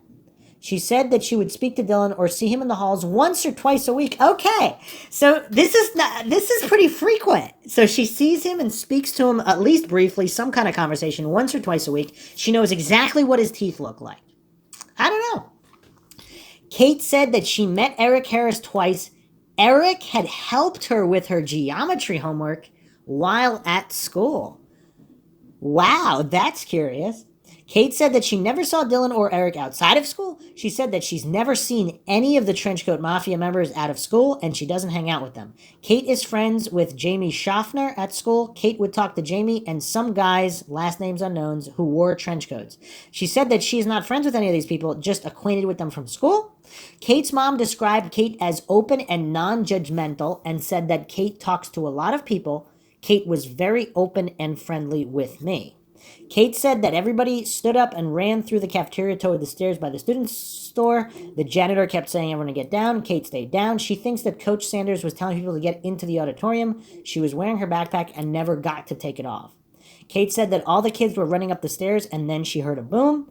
Kate said that at first she and Brittany went out the doors on the south side of the cafeteria. She sat out there for what seemed like 15 minutes. Then they ran across the senior parking lot. She could hear some shots she thought were coming from the library. She turned around to look. Brittany grabbed her to run. Kate ran and hid behind a little black car. Then she heard an explosion, saw something fly up in the air. She doesn't know what it was. She stopped at the fence, ran down a little hill, and ran head to chest into a policeman. Brittany was behind her. Kate said that she looks stuff up on the internet for school, but she does not use chat rooms. She knows no one with a double pierced eyebrow. She saw the RNN but doesn't remember what it was. She doesn't know any Trenchcoat Mafia members by name. She said that her cousin, Courtney Haravel, heard someone say redacted. It's unclear if this is redacted. Stop, put it down. It's unclear whether she's talking about Robert Perry here, possibly Joe. Courtney was in Miss Williams' science room. Kate said that Dustin Gorton told Denise Gorton, who told Kate that Redacted turned himself in for the shooting. I told Kate and her mother that someone else may contact her in the future for further information. Okay, so it seems like there's rumors going around that Robert Perry turned himself in. If that is true, and if Robert Perry was granted immunity, what does this all mean in exchange for information he knew? I don't know. This is all crazy. This is all really, really crazy. So here's the follow-up report, November 3rd, 1999.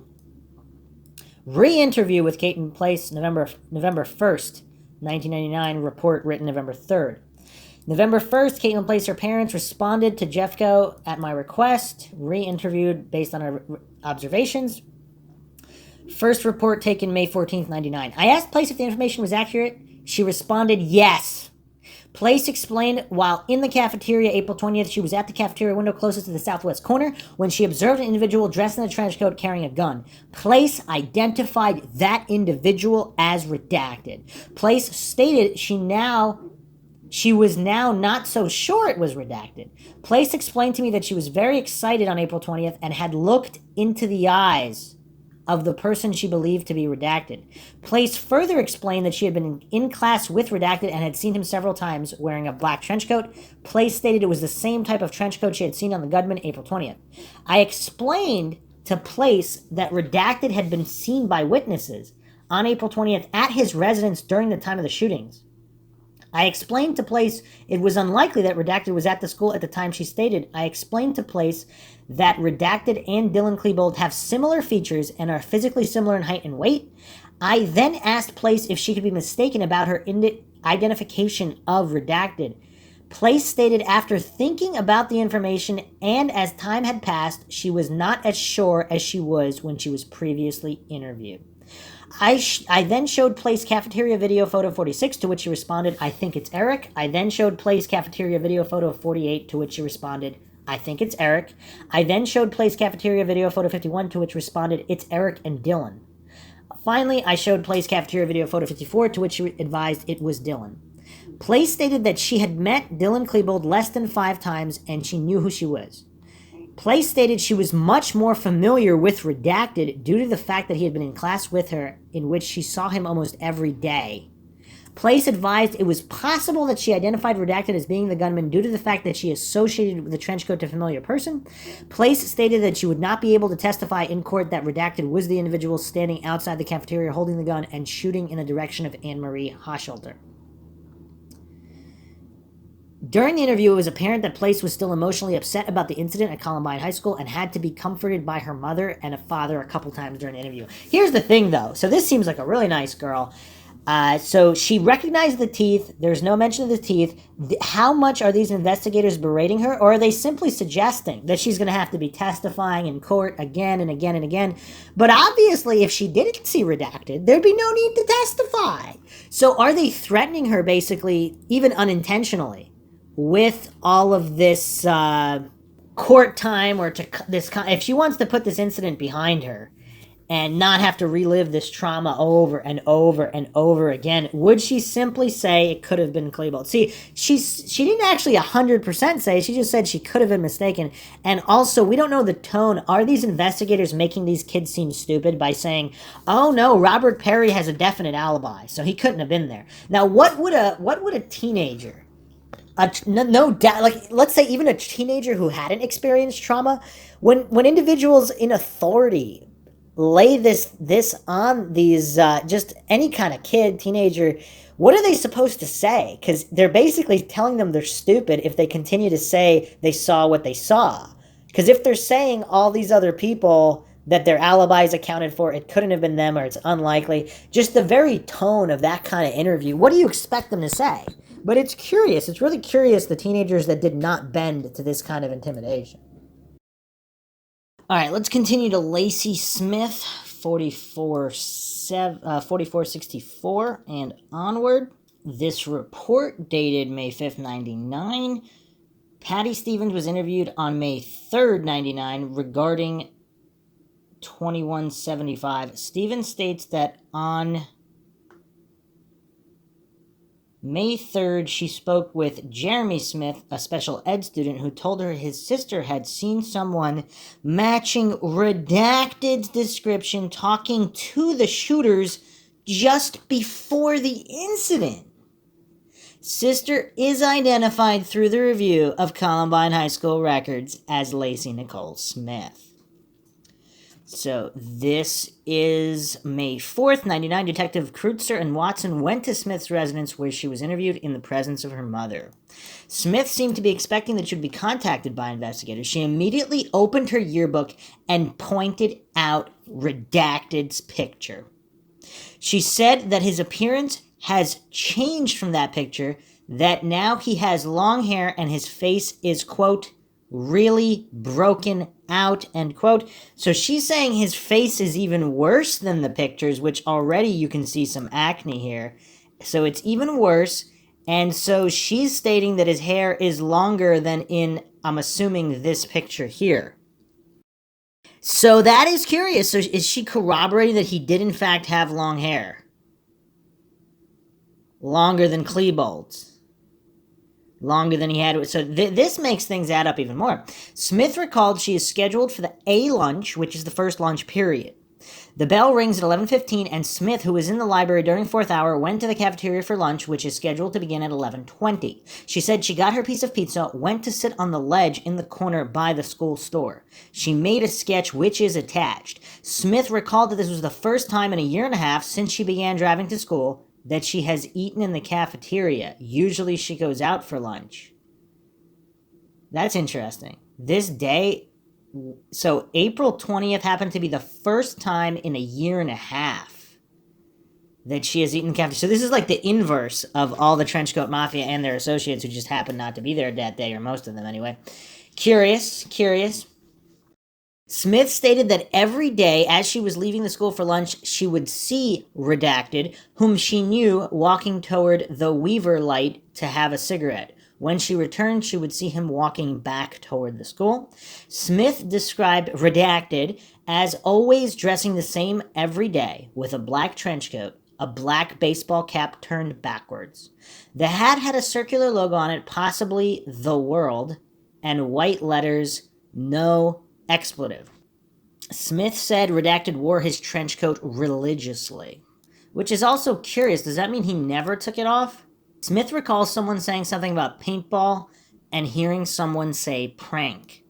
As soon as Smith realized there was a shooting, she immediately fled from the cafeteria through the doors by the store where she was sitting. She believes she was among the first to escape from the building. Smith said she went directly to her car, which was parked 7 spaces from Pierce in the junior parking lot. She drove out of the parking lot, going over the grass to get out. When she got to the street, she picked up a number of students who were fleeing, including a girl named Alicia and a number of football players. She drove them to their residences and then went home. When she got home, Smith told her mother there were 3 shooters and told her what she had seen. Smith recalled that an acquaintance, Matt Bruce, had been sitting by the far door of the cafeteria and could possibly provide other information. Now, just a quick aside here. To all the coincidence theorists that say, oh, it was frantic, people couldn't tell what they saw, what makes them so confident for the individuals that said that it was Klebold? How do they know that they weren't mistaken in all of the frantic panic? Maybe it was Robert Perry and they thought... It's always funny with coincidence theorists, mistakes can only work one way, in the direction of the official narrative on the idiot box. Whatever the current official narrative on the idiot box is. Not a previous narrative that may or may not have been debunked. Coincidence theorists are just so curious with that kind of logic where mistakes only work in one direction, in the direction of the cult of authority worship.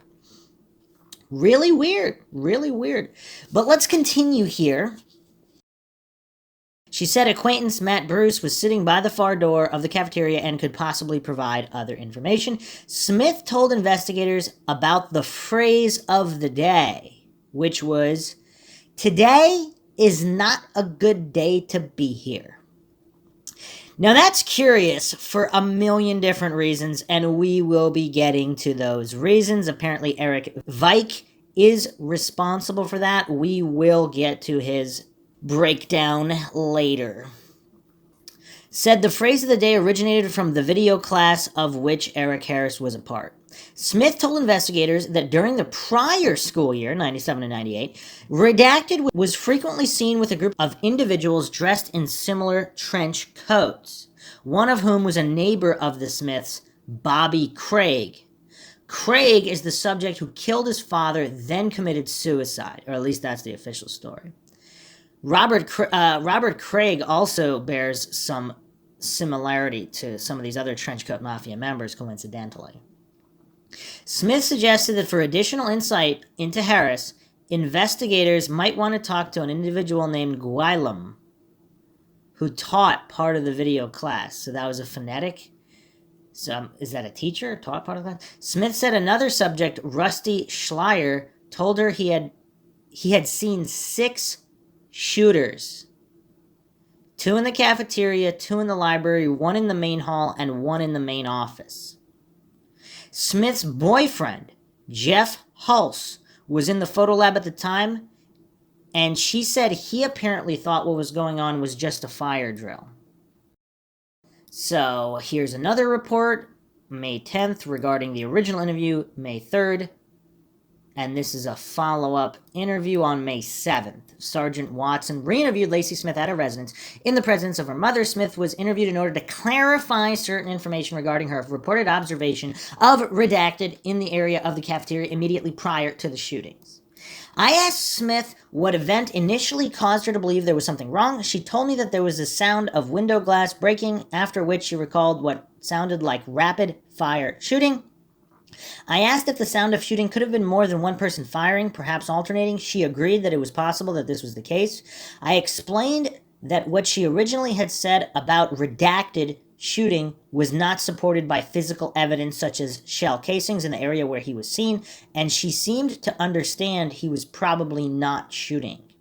Smith described redacted again. She said he was wearing a long trench coat, but described it as not too long on him because he's so tall. He had on black pants, black leather shoes, not boots, which she described as being like Reeboks, and a black hat with white lettering. The hat was on backwards. The lettering said no expletive, the second half of BS, which is the same. I'm assuming this is the same hat she saw him wear all the time when he's going to and from smoking during lunch period, which she described earlier. Smith had originally described the hat as having a circular element in its design, which she thought was the Earth. When I spoke to her on this occasion, she said she thought that the Earth might have been part of the exclamation point. Smith described Redacted's hair as being really greasy and described how it stuck out from under the hat and on the sides. She said it was reddish brown. That's curious. Smith recalled that his coat was open. When I asked her about the shirt, she said he had on a black or white t-shirt. During the interview, she described the shirt as white. When I asked her about this, she said she thinks it was white. Curious, because Dylan Klebold was, of course, wearing a black shirt. I asked Smith to clarify the time of the events. She retraced all her movements. She saw and spoke with Pat Ireland. She retraced us back to the building, classroom, to her truck, back to the school store. Smith re-entered the building. She stopped at the south end of the school store counter where she purchased a cheese personal pan pizza. She said she got quick service and had her pizza within 1 minute. Smith then went to the corner of the ledge adjacent to the doors at the end of the hallway that goes by the school store, where she started to eat. She did not buy a drink because she had her open water bottle. Smith recalls that she had only taken 1 or 2 bites from the first piece of a personal pan pizza when people began running for the stairs. I asked her to draw on a diagram of the school cafeteria where he went, where he stopped, and when she saw him last. On the diagram, she depicts Redacted as walking in through the doors past where she was sitting and going in about as far as the north end of the school store. It was at that time that she heard the windows breaking and then realized she was hearing shots. Smith said she grabbed her backpack, ran out the doors, leaving the remains of her pizza on the ledge. She recalled that she ran across the grass, then down into the parking lot and approached her truck from the back. She threw her backpack into the bed of the truck, drove uphill from the parking spot over a grass median into the driveway to get out of the parking lot. Smith also told me she wears glasses because she is nearsighted, but that she did not have them on that day. She believes her correction is about 20/30. She said she had some difficulty making things out at a distance, but that she did not have any trouble identifying Perry when he walked past her. I asked Smith how sure she was the person she saw and spoke with was Redacted. Now, there's really no doubt she's talking about Robert Perry here, just based on the previous reference that was not redacted. It seems they're only redacting it. Spoke with was... I asked 90% sure, 50% sure. Her response was 100% sure. I then showed Smith a photo lineup which included a picture of Dylan Klebold and asked her if the person who walked past her was in the lineup. She stated he was not in the lineup. I asked her if she knew any of the persons in the lineup, and she immediately pointed to Klebold's picture and identified him correctly by name. So this is yet another individual who knows both Robert Perry and Dylan Klebold and is 100% sure she did not see Dylan Klebold, but Robert Perry. She also pointed to 2 of the other pictures, said she knew them but couldn't remember their names. I asked Smith about Matt Bruce, whom she said was in the cafeteria. She clarified that she had not actually seen Bruce in the cafeteria. She had learned this from talking to him at a later time. I also asked Smith to clarify Redacted's possible affiliation with a group of kids she used to see last year, which included Robbie Craig. She clarified that she had not seen Redacted with that group. Smith told me that she has known Redacted since she was a freshman, but she never knew what his last name was until after the incident. She said that she had learned his last name when she and her friend Dana Remy were talking right after the incident, and she looked up the picture in the yearbook. So is this just clearly a case of, even in people who don't know these exact individuals, they know who they saw. They look through the yearbook, they see the guy that they saw, then they have investigators tell them that's not who they saw. And most of them probably would fold under all this pressure from authorities. Smith talked about seeing Redacted at the school frequently, even though he had either dropped out or been suspended. So here we have yet another guy, Robert Perry, in addition to Joe Stair, possibly other individuals who were suspended or previously graduated, and they're still hanging out at the school. We have multiple individuals constantly saying, including faculty, that these Trenchcoat Mafia members, former members, or member affiliates, they just keep hanging out at the school. And yet, the coincidence theorists, the Dunning-Kruger goofs, they maintain that it was impossible for any of these individuals to be at the school because for some reason their alibis, which include friends, family members, or girlfriends, and them just sleeping at home alone during those exact hours. Anybody else find this strange? I don't know. This is mind-shocking. I mean, I guess I know this is why this is one of the most requested topics on Mindshock for several years now, because the mainstream narrative just really does not hold up. She explained where she usually saw him walking south on Pierce towards the area of the seminary building, which is a brownish-colored house on the northwest corner of the same block where Columbine High School is located, or that he would go one block further to Weaver, where she would see him alone smoking. Smith said there's a culvert area in the area across the street to the south of the seminary buildings where kids are known to sometimes go smoke marijuana. There's also a follow-up phone interview listed here on July 9th, 1999. Telephone interview regarding July 8th's interview by this Jeffco officer concerning her observations on the 20th. Smith said she was positive she saw only one gunman at the high school. Smith said she has heard that other students talking about up to 6 suspects at the school on April 20th, but could not give any other details. So she's 100% sure she saw Robert Perry, yet in this report regarding the phone interview, he's not even mentioned. It's just stated that she only saw one. Now we have the October 25th, 1999 follow-up interview, Larry Erzin. So, spoke with Sheila Smith reference to her daughter, who had been interviewed May 3rd. When I contacted Sheila, I explained to her why I wanted to re-interview Lacy and stated we had several additional questions we would like to ask Lacy in reference to her identification of Redacted as being the gunman in the cafeteria, April 20th, 1999. I explained to Sheila that the Jefferson County Sheriff's Office had recovered a videotape from the cafeteria, and at no time do we identify Redacted as being in the cafeteria, nor do I identify him as shooting within the school. Sheila explained to me that Lacy is hesitant to agree to be interviewed again, stating Lacy does not believe that law enforcement believes the information she passed along in reference to this case. So here we have her mother stating that she believes she's not being believed. So she does not feel comfortable with an interview with investigators who are calling her a liar. This is all very curious. I mean, again, the coincidence theorists ignore all of this because it's not just a simple case of mistaken identity and everything getting cleared up. Here we have a number of students who are clearly being pressured to change their story, and they're not comfortable about it. I told Sheila that it is important we re-interview Lacy in order to correct any discrepancies that might have occurred in the initial interview. It was tentatively scheduled we would meet October 14th at the Jefferson County Sheriff's Office on October 14th between the hours of 1:53 And 3:20, I had an opportunity to re-interview Lacy Smith at the Jefferson County Sheriff's Office, and present during the interview was her mother, Sheila. I provided a copy of the report generated by Detective Jeff Kreutzer with the Golden Police Department. In reference to his initial interview with Lacy Smith, I had Lacy and Sheila read through the report and ask if there were any discrepancies.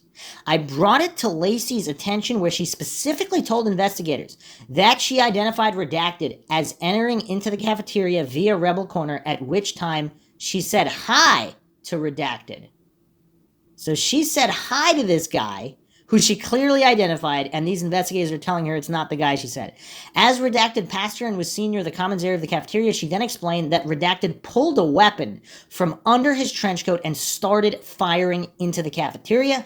Lacy was asked if she was sure in these statements, at which time she told me she has a vivid imagination and is unclear on exactly what she saw occur in the cafeteria on April 20th, 1999. So it's curious, because it's curious. You would think all of these interviews, re-interviews, they'd be audio taped or video interviewed. It would be curious to see how leading the investigators were.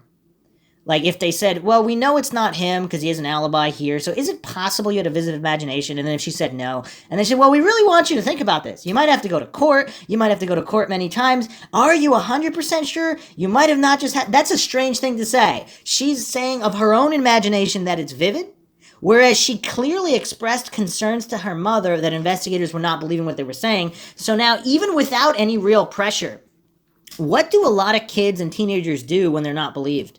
They simply change their story because it's too much hassle. Is that what happened here, especially with this extremely traumatic event? I asked Lacy if she could explain to me exactly what she saw on the incident date, and asked her to give me a little background on what her classes were before she went into the cafeteria on the incident date. Lacy stated prior to going to the cafeteria, she was in her history class taught by Miss Green. They were in the library. After being released from history class between 11:15 and 11:20, she told me she went down into the cafeteria where she got a slice of pizza from the school store. After she got her pizza, Lacy stated she went over to the ledge in the corner near the school store where she began to eat her pizza. I asked Lacy if she ate with anyone or recalls who might have been sitting near her. Lacy stated she always eats alone and she doesn't know any of the other students that were near her. Lacy explained that just after she started to eat her pizza, she recalls seeing a tall individual, described as a white male, about 6'5" to 6'6". Now, who does that sound like? Does that sound like 6'5" Robert Perry or 6'3" Dylan Klebold? Would people describe Dylan Klebold as 6'6"? Maybe. But it seems that Robert Perry more closely resembles this individual. And, I mean, it's so weird. The coincidence theorists really buy that a guy that walked by her, she said hi to, she was familiar with, saw him walking and smoking almost every day during lunch. I mean, and they're saying it wasn't who she thought he was. Apparently, if she really did say hi to him, he walked by her, she said hi to him. He continues walking, then he pulls out a gun and starts shooting. What are the chances she's mistaken? I mean, again, maybe she is. Maybe she is. I mean, it would be curious if investigators ever really did character reports from all the other people that knew her to see if she really did have this vivid imagination. Does she have a history of telling lies for attention, all these other things? If she doesn't, I mean, this is really strange. I asked Lacy if she was identifying this person as being redacted, at which time she told me she didn't know who the individual was. Wow, this is a huge change of story. I asked Lacy if she was sure about that, and Lacy said she can't even tell me if the individual was redacted or if he was wearing any type of trench coat. Okay, so, wow, is this a complete 180? Is now Lacy Smith, is this her call for help to just leave a trail of breadcrumbs to show that she was intimidated? Because now she's stating she can't even remember if he was wearing a trench coat. She has no idea she can't tell who the individual was or if they were even wearing a trench coat. Is this her simply just shutting her brain off, saying, I can't remember anything, I have a vivid imagination, because she does not want to deal with the situation, which she clearly made clear to her mother, who stated that she does not feel comfortable being interviewed because she does not believe anybody is believing her. I explained to Lacy that there is a discrepancy in the initial report, which she filed with Detective Jeff Kreutzer, where she specifically tells him she saw Redacted walk into the cafeteria wearing a trench coat, and in fact, she said hi to the individual. Lacy told me she doesn't recall exactly what she said to the person, but she thinks she did say hi, greeting the party, but again, she told me she is not sure if this person was redacted. It's also curious what investigators told the parents, because did they tell the parents, just be a lot easier if she said she wasn't sure or she couldn't remember, just so we could wrap up the reports and we don't have to keep bothering you and your family? And what would a parent say in response to that? What would they tell their kid to say? I had Lacy describe the actions of the individual and told her to tell me exactly what the person did. Lacy stated this white male walked towards the common area, stopped, at which time she said she saw the individual place his right hand on his right hip and move from side to side. Again, is Dylan Klebold left-handed? Lacy was asked if she observed any type of firearm at this point. She stated she did not. I again referred Lacy to the report, which was generated by Detective Kreutzer, and asked her why she told the detective she described seeing the individual moving from the side to side and described rapid-fire shooting coming from the individual, telling the detective that she believed the party had a gun concealed under his long coat. Lacy told me again she has a vivid imagination and could not positively tell me if the individual had a firearm of any sort. I asked Lacy about the gunfire coming from the area where the individual was located. She told me at this point she doesn't know if the gunfire was coming from the cafeteria or if it was coming from outside the cafeteria. I asked Lacy if she could tell me where the individual went. Lacy stated after she heard the initial gunfire, she ran from the cafeteria, grabbed her backpack, proceeded into the junior parking lot, got into her vehicle, and drove out of the Columbine parking lot.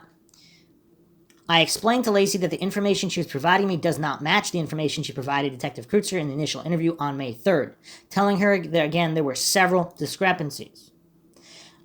I asked Lacy if she identified Redacted as being the gunman that she saw walk into the cafeteria on the incident date. Lacy stated she could not identify Redacted as being involved in the incident, telling me that she does not even recall what the party was wearing, and after the party walked past her into the commons area of the cafeteria, that's when she proceeded to hear gunfire. Again, Lacy told me that she did not see the party with any type of weapon and could not tell me where the gunfire was coming from.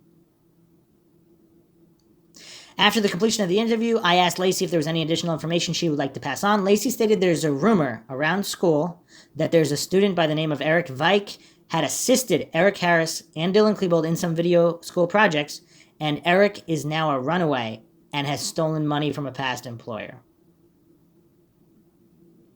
Lacy explained that she had heard the FBI is currently looking for Eric and is going to charge him with some type of copyright violations in reference to some videos he had assisted Eric Harris and Dylan Klebold in making. I explained to Lacy that we were well aware of Eric Vike, at which time I terminated the interview.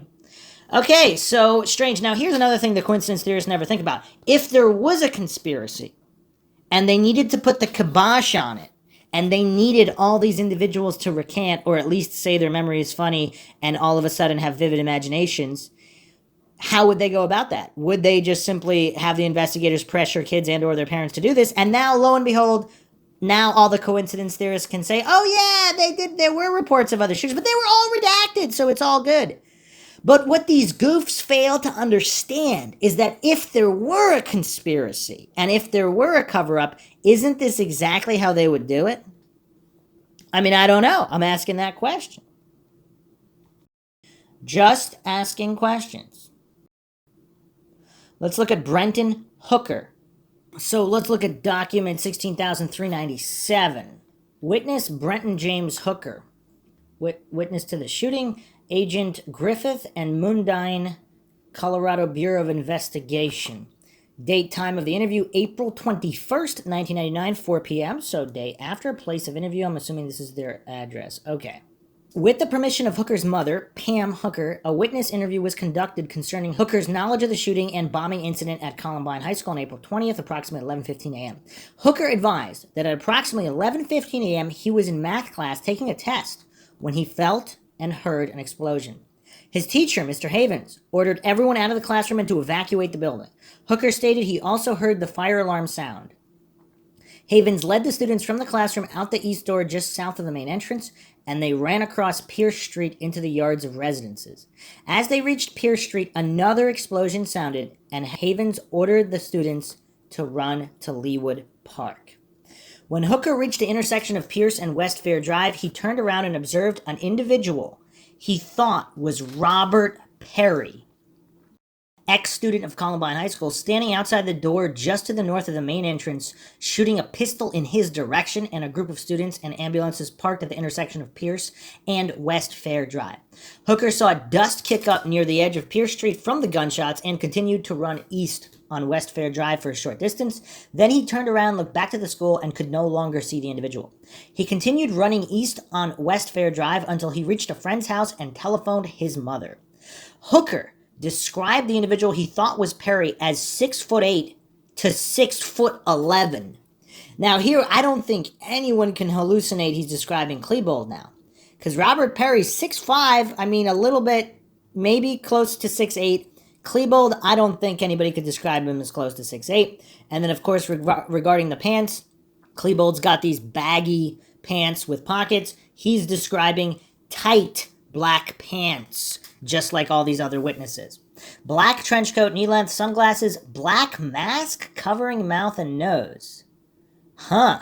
So did he not see his face, but he thought it was Perry just because of how freakishly tall he was? Because all these other guys are 6 to 6'3", maybe. Obviously, Perry's one of the taller ones. Hooker advised he spoke with another student whom he identified as Terry Lawson, who stated he had seen Perry in the school commons area earlier that day on April 20th, 1999. Hooker advised he was introduced to members of the Trenchcoat Mafia approximately 3 years ago by another student whom he identified as Michael Martin. He stated Martin has since moved to Erie, Colorado with his parents. Hooker advised on occasion he spoke with Perry, Joe Stair, and Chris Morris. So he knows Perry, Stair, and Morris. So Morris is also 6'5", but if he knows all of them, perhaps Morris and Robert... Well, actually, wait, Morris is 6'4", not 6'5". So I'm assuming Robert Perry is the tallest guy, and that's why he thought that. Hooker was aware of and has seen a movie produced by Morris last year for his video drafting class, which depicts bomb making, firing weapons, and blowing up the school. Hooker advised Morris's teacher, Mr. Talico, should have a copy of the taped movie. Hooker stated he did not believe any of the group was into neo-Nazi Gothic, nor did he see any firearms over in their possession. However, he did observe a hunting knife in Morris's possession on several occasions. None of the members of Trenchcoat Mafia ever shouted racial slurs or professed violence, which he had heard. Hooker described the Trenchcoat Mafia members as a group of outcast friends that banded together who enjoyed doing similar things. He'd never heard them discuss or suggest violence against anyone. Hooker knew Klebold and Harris by sight, but rarely spoke with them. Okay, so he did speak to Perry on occasion. And he had seen Klebold around. He saw them on site, and Harris. And he is identifying Perry as the individual that he had seen based on his height. So this is someone who's familiar with the height of Perry, Joe Stair, Chris Morris, and Dylan Klebold. On April 22nd, Hooker returned to the school site with Griffith and Mundine and showed them the exact position of the shooter and his location when he saw the shooter. This location was approximately 200 yards east of the shooter's location outside the door. From this position, it would be difficult to positively identify anyone, especially while being shot at. I like how the investigator had there, which is true. I mean, 200 yards is a long time, but again, this guy clearly thought it was Perry based on his height, and this guy is someone who's familiar with Perry and Klebold. So, and he apparently saw the type of pants too. Would you be able to tell if somebody's pants were baggy or tight? I mean, I don't know. It's just curious. Very curious. And again, if this, as I keep stating, if it was only 1 or 2 accounts, we could write them all off. We're going over somewhere upwards of 60 accounts of Robert Perry specifically being identified. Very tight, very skinny tight black pants. Curious. Tyler Chenoweth, document 1825 through 1831. I don't see a lot here. Apparently, he said he stayed in the room during the incident until rescued by SWAT in the science room. A few of these people, they knew Dylan Klebold. They thought Chris Morris was in the cafeteria at that time, between 7 and 7:30 a.m. the morning of the shooting. Was in Mr. Peterson's 5th hour science class when the shooting began, science room 2. Okay, a student in the science room named Jen Small said that one suspect was a student who attended a Halloween party as a warlock. No other suspect information, no duffel bag information. So is it known that Robert Perry attended a Halloween party as a warlock? When asked about Eric Harris, he said he did know who Eric Harris was and did know his first name. He said that Eric would sometimes be in the cafeteria in the mornings before school classes started. He would be in the cafeteria with his friends playing hearts at table WW, and he would see Eric and others at tables VV, UU, or XX. He said Eric always ate a bag of donuts in the morning. He has only seen Eric in a trench coat a couple times in the last 2 years. He said that he and his friend Andy Thomas knew Chris Morris and said that Chris knew Eric Harris. When asked about Dylan Klebold, he said that he knew his first name also. He said that he saw Dylan helping another student named Chris Morris with video filming as part of the stage crew activity after school. He said that his friends Andy Thomas and Mike Casey knew Dylan. He said that Dylan wore a black trench coat a lot at school. From watching Dylan interact with the others, he thought that Dylan was a follower. He said that no matter what they were all going to do, like go out and smoke a cigarette, Dylan would go too. He thought that if Chris Morris and Eric Harris told Dylan to go jump off a cliff, Dylan would do it. When asked about Redacted, he said that Redacted was part of the stage crew with him. He said that Redacted would help out with the lights and the video crew. He said that Redacted would wear black fatigues and a beret. He's talking about Morris here. He also knew that Redacted's girlfriend was named Nicole. Upon looking at the yearbook, he identified Nicole's last name as Markham. When asked about Redacted, he said that Redacted was on the stage crew last semester. He thought that Redacted got kicked out of stage crew and he was not seen with them at all this semester. He said that Redacted did wear a trench coat at school and that he looked goofy in it. He said that the coat was too small for him. He thought Redacted was perverted in that he talked about sex all the time. When asked about Redacted, he said he saw him last year during second semester as he had 7th hour off. He said that Redacted hung out with some of his friends last year. He thought Redacted was also perverted. He said that Redacted talked about sex all the time. When asked, he did not know Redacted. When asked, he thought 6 students wore the trench coats at school. He did not know any of the other trench coat students or associates. He never heard any talk of bombings or shootings. When asked if he saw any of the trench coat students in school the day of the shooting, he said he thought he remembered Chris Morris being in the cafeteria at table VV. He thought that Chris was at the table with 5 or 6 others, but he did not know who they would be as he did not pay much attention to them. He is not positive that he did see Chris Morris that morning, but he said he was pretty sure.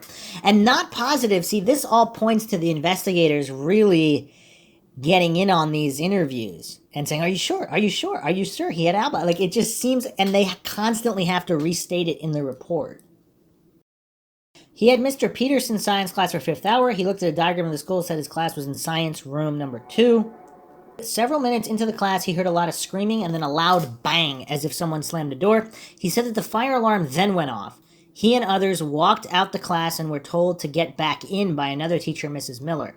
He said Mrs. Miller was telling everyone to get back. He heard another big bang and talk that a shooter was in the school. He heard a lot more bangs. A student named Jen Small saw through the door during the incident and said that the tall suspect had curly hair and was the student who came to a Halloween party as a warlock. He thought of Robert Perry based on that description. He said that when rescued by SWAT, he and others were led down the stairs through the cafeteria and out the west doors. They then went up the outside stairs and away to be transported by police cars away from the school. While being let out, he saw blood on the floor by the top of the stairs just outside the science area. He saw a body at the bottom of the stairs and another one by the top of the stairs near a dumpster. He remembered cops telling him and others not to touch the backpack that was on a car in the corner of the west lot next to the west cafeteria door. Okay, that concludes the interview with Tyler Chenoweth. All right, so just these constant little references to Robert Pelly. That one, of course, is not that compelling, but it's just curious that they keep stacking up. Tiffany Lean, 962 to 975. Tall white male, long black trench, black jeans, dark brown hair, dark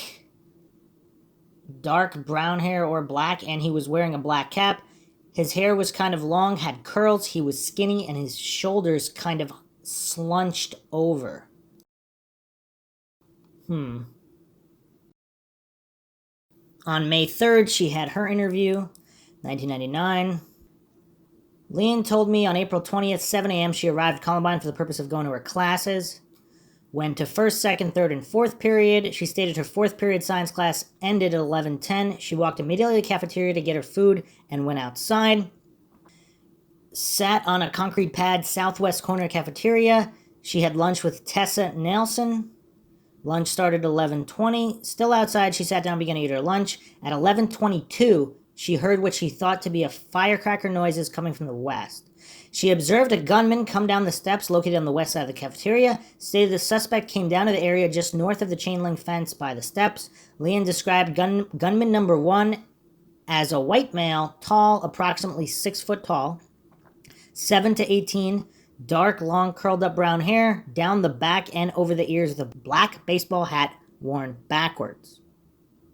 A black t-shirt, jeans, and a black trench, black combat boots with his pants tucked in and the jacket unbuttoned. Witness Lean stated the suspect had no gloves nor mask. Carried one black gun, larger than a handgun, and was holding it with 2 hands. Describing a handgun similar to Tech 9, Lean stated that she observed the gun being fired twice, shooting toward the bottom of the stairs. She observed Anne-Marie Hoshelter get shot in the back, stating she saw blood coming from Hoshelter's back.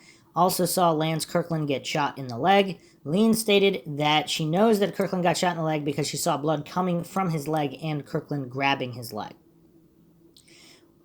At that time, she and Nelson ran back into the school and into the bathroom located in the cafeteria. Lean stated she stayed in the bathroom for approximately 40 minutes, standing on the toilets so that the gunman could not see their legs if they came into the bathroom.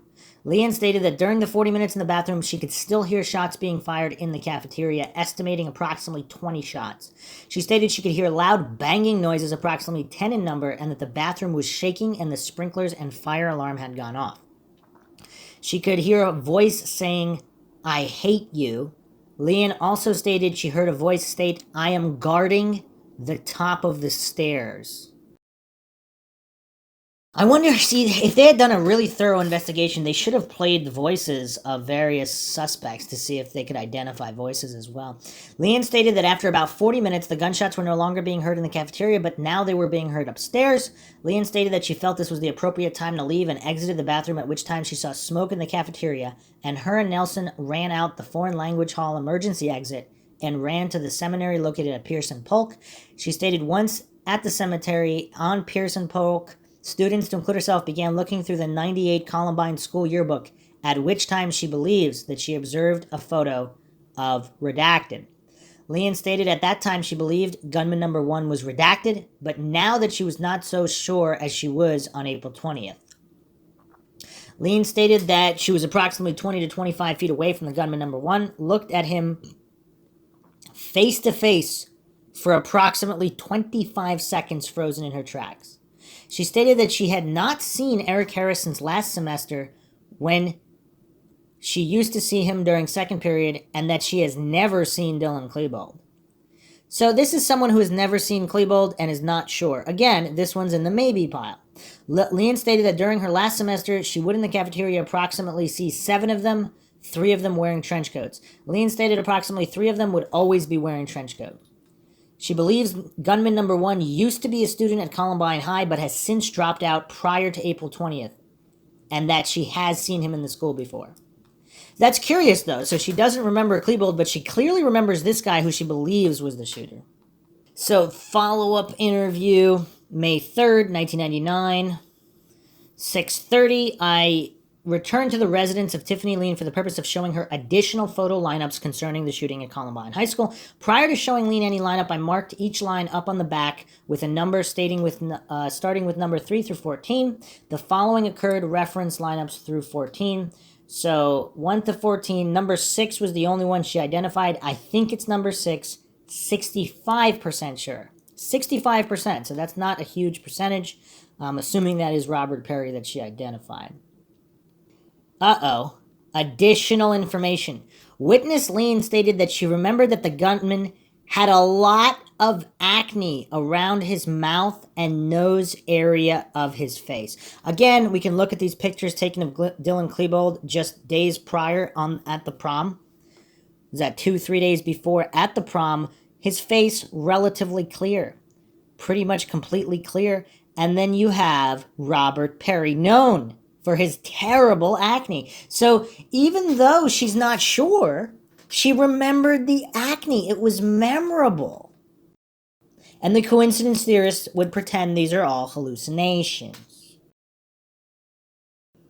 Follow-up report. Let's guess what happens here. So this is the ATF, and this report was submitted November 5th regarding November 4th.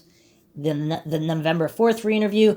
Traver went over with Tiffany Lean the previous description of the individual she had witnessed on April 20th. She described as a white male, 6 foot tall, 17 to 18, with dark, long, curled up brown hair down the back over the ears, black baseball hat worn backwards, black t-shirt, black jeans, black trench coat, pants tucked into the black boots, jacket unbuttoned. She also remembers him carrying a black-colored firearm that was larger than a handgun and was holding it with both hands. She also stated the gunman had bad acne.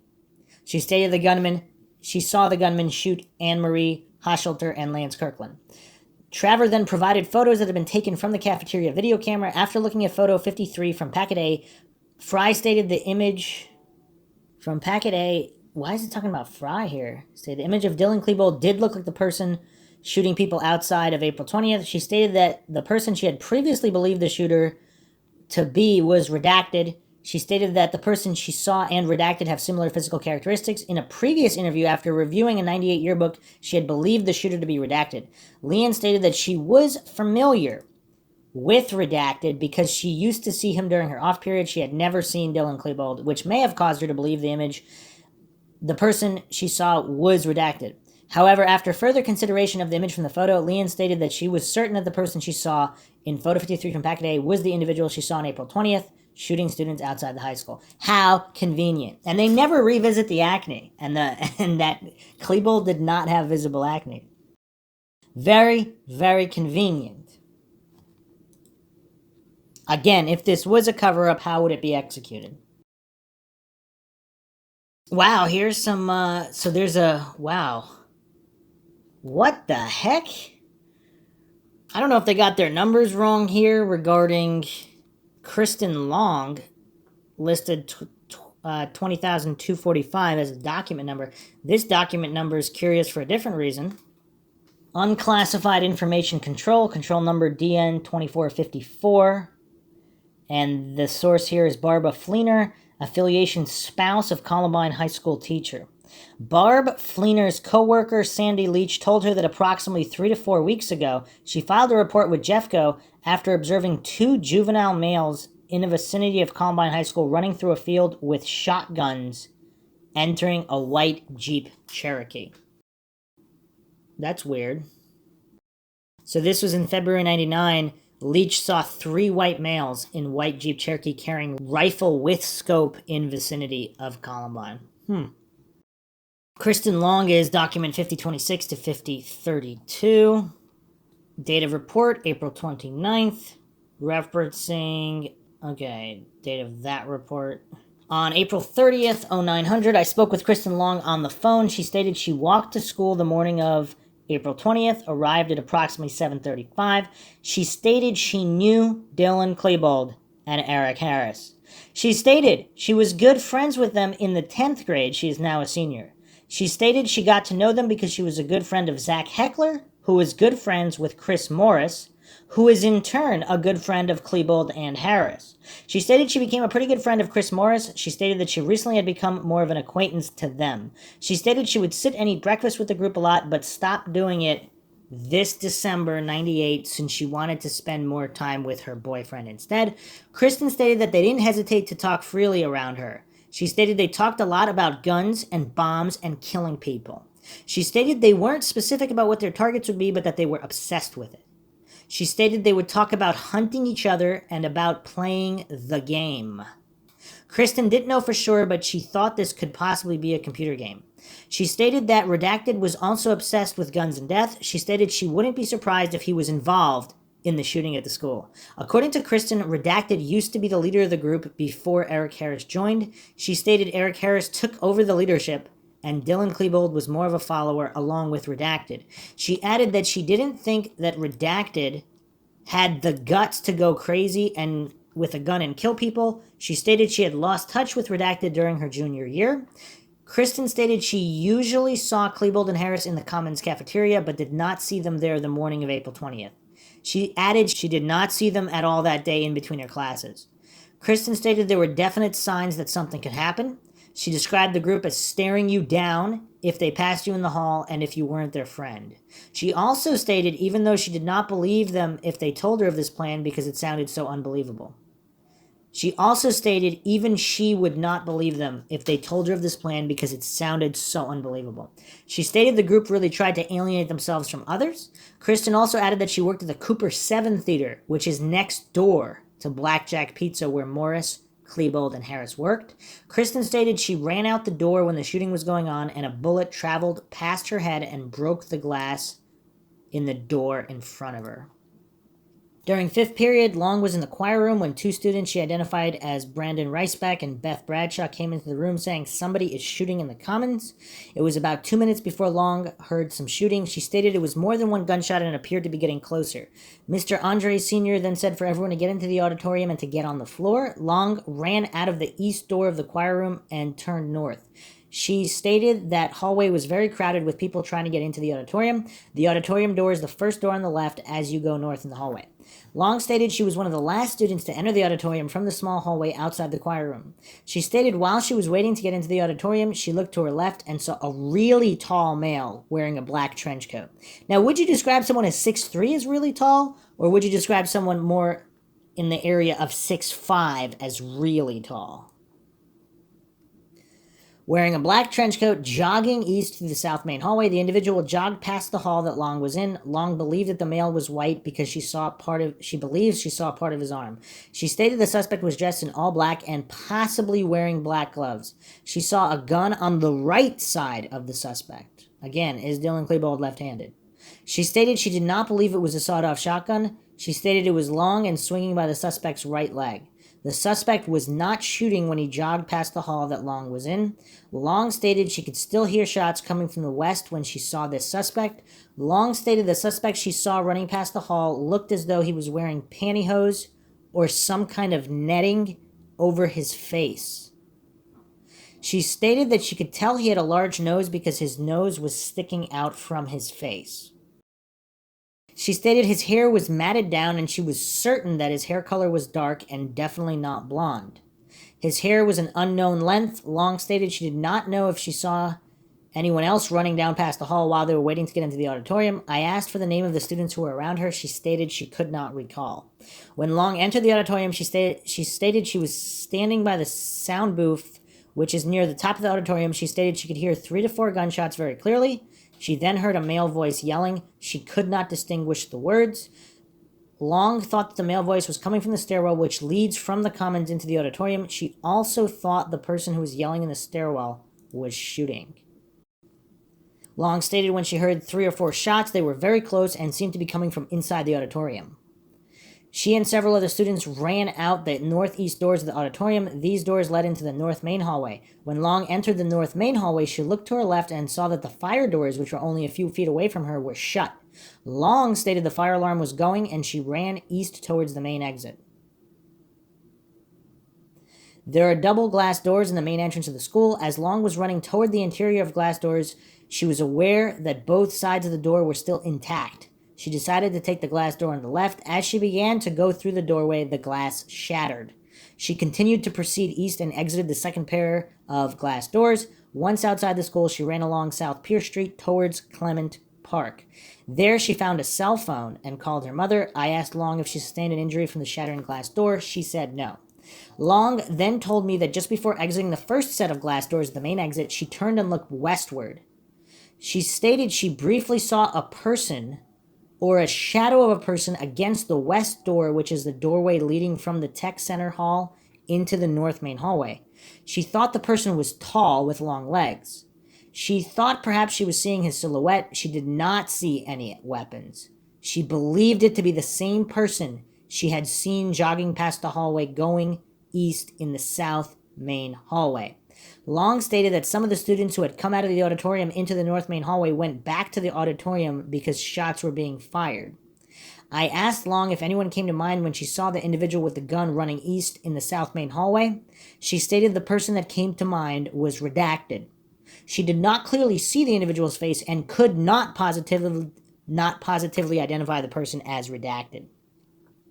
Long stated that numerous students from Columbine ended up being on the front yard of her house after vacating the school. Long lives in the subdivision just east of Columbine High.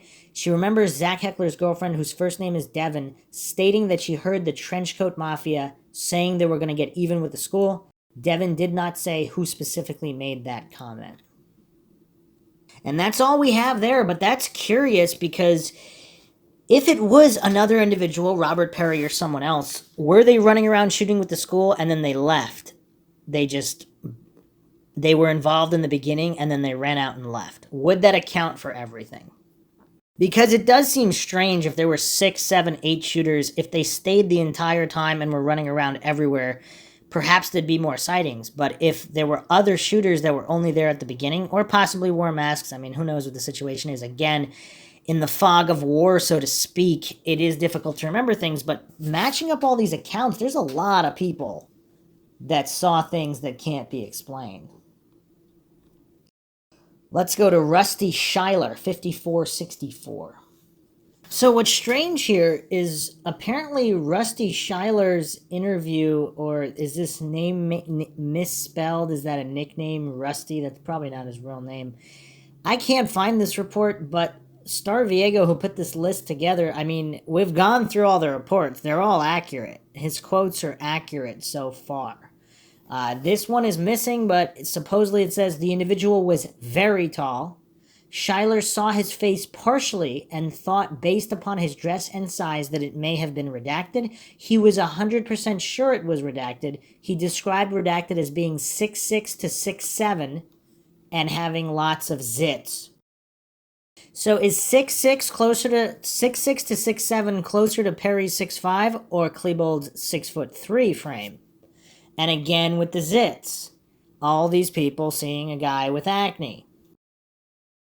Chris Tieran, 1207, saw a tall shooter with acne, large nose, shoulder length hair. He stated the picture he saw was of redacted. He was pretty sure he was the shooter, that he saw the shooter, and that was the shooter that morning at Columbine High School. Cited 1207. And this listing is accurate. It is indeed Christopher Tieran, 1202 to 1208. May 12th, he was interviewed.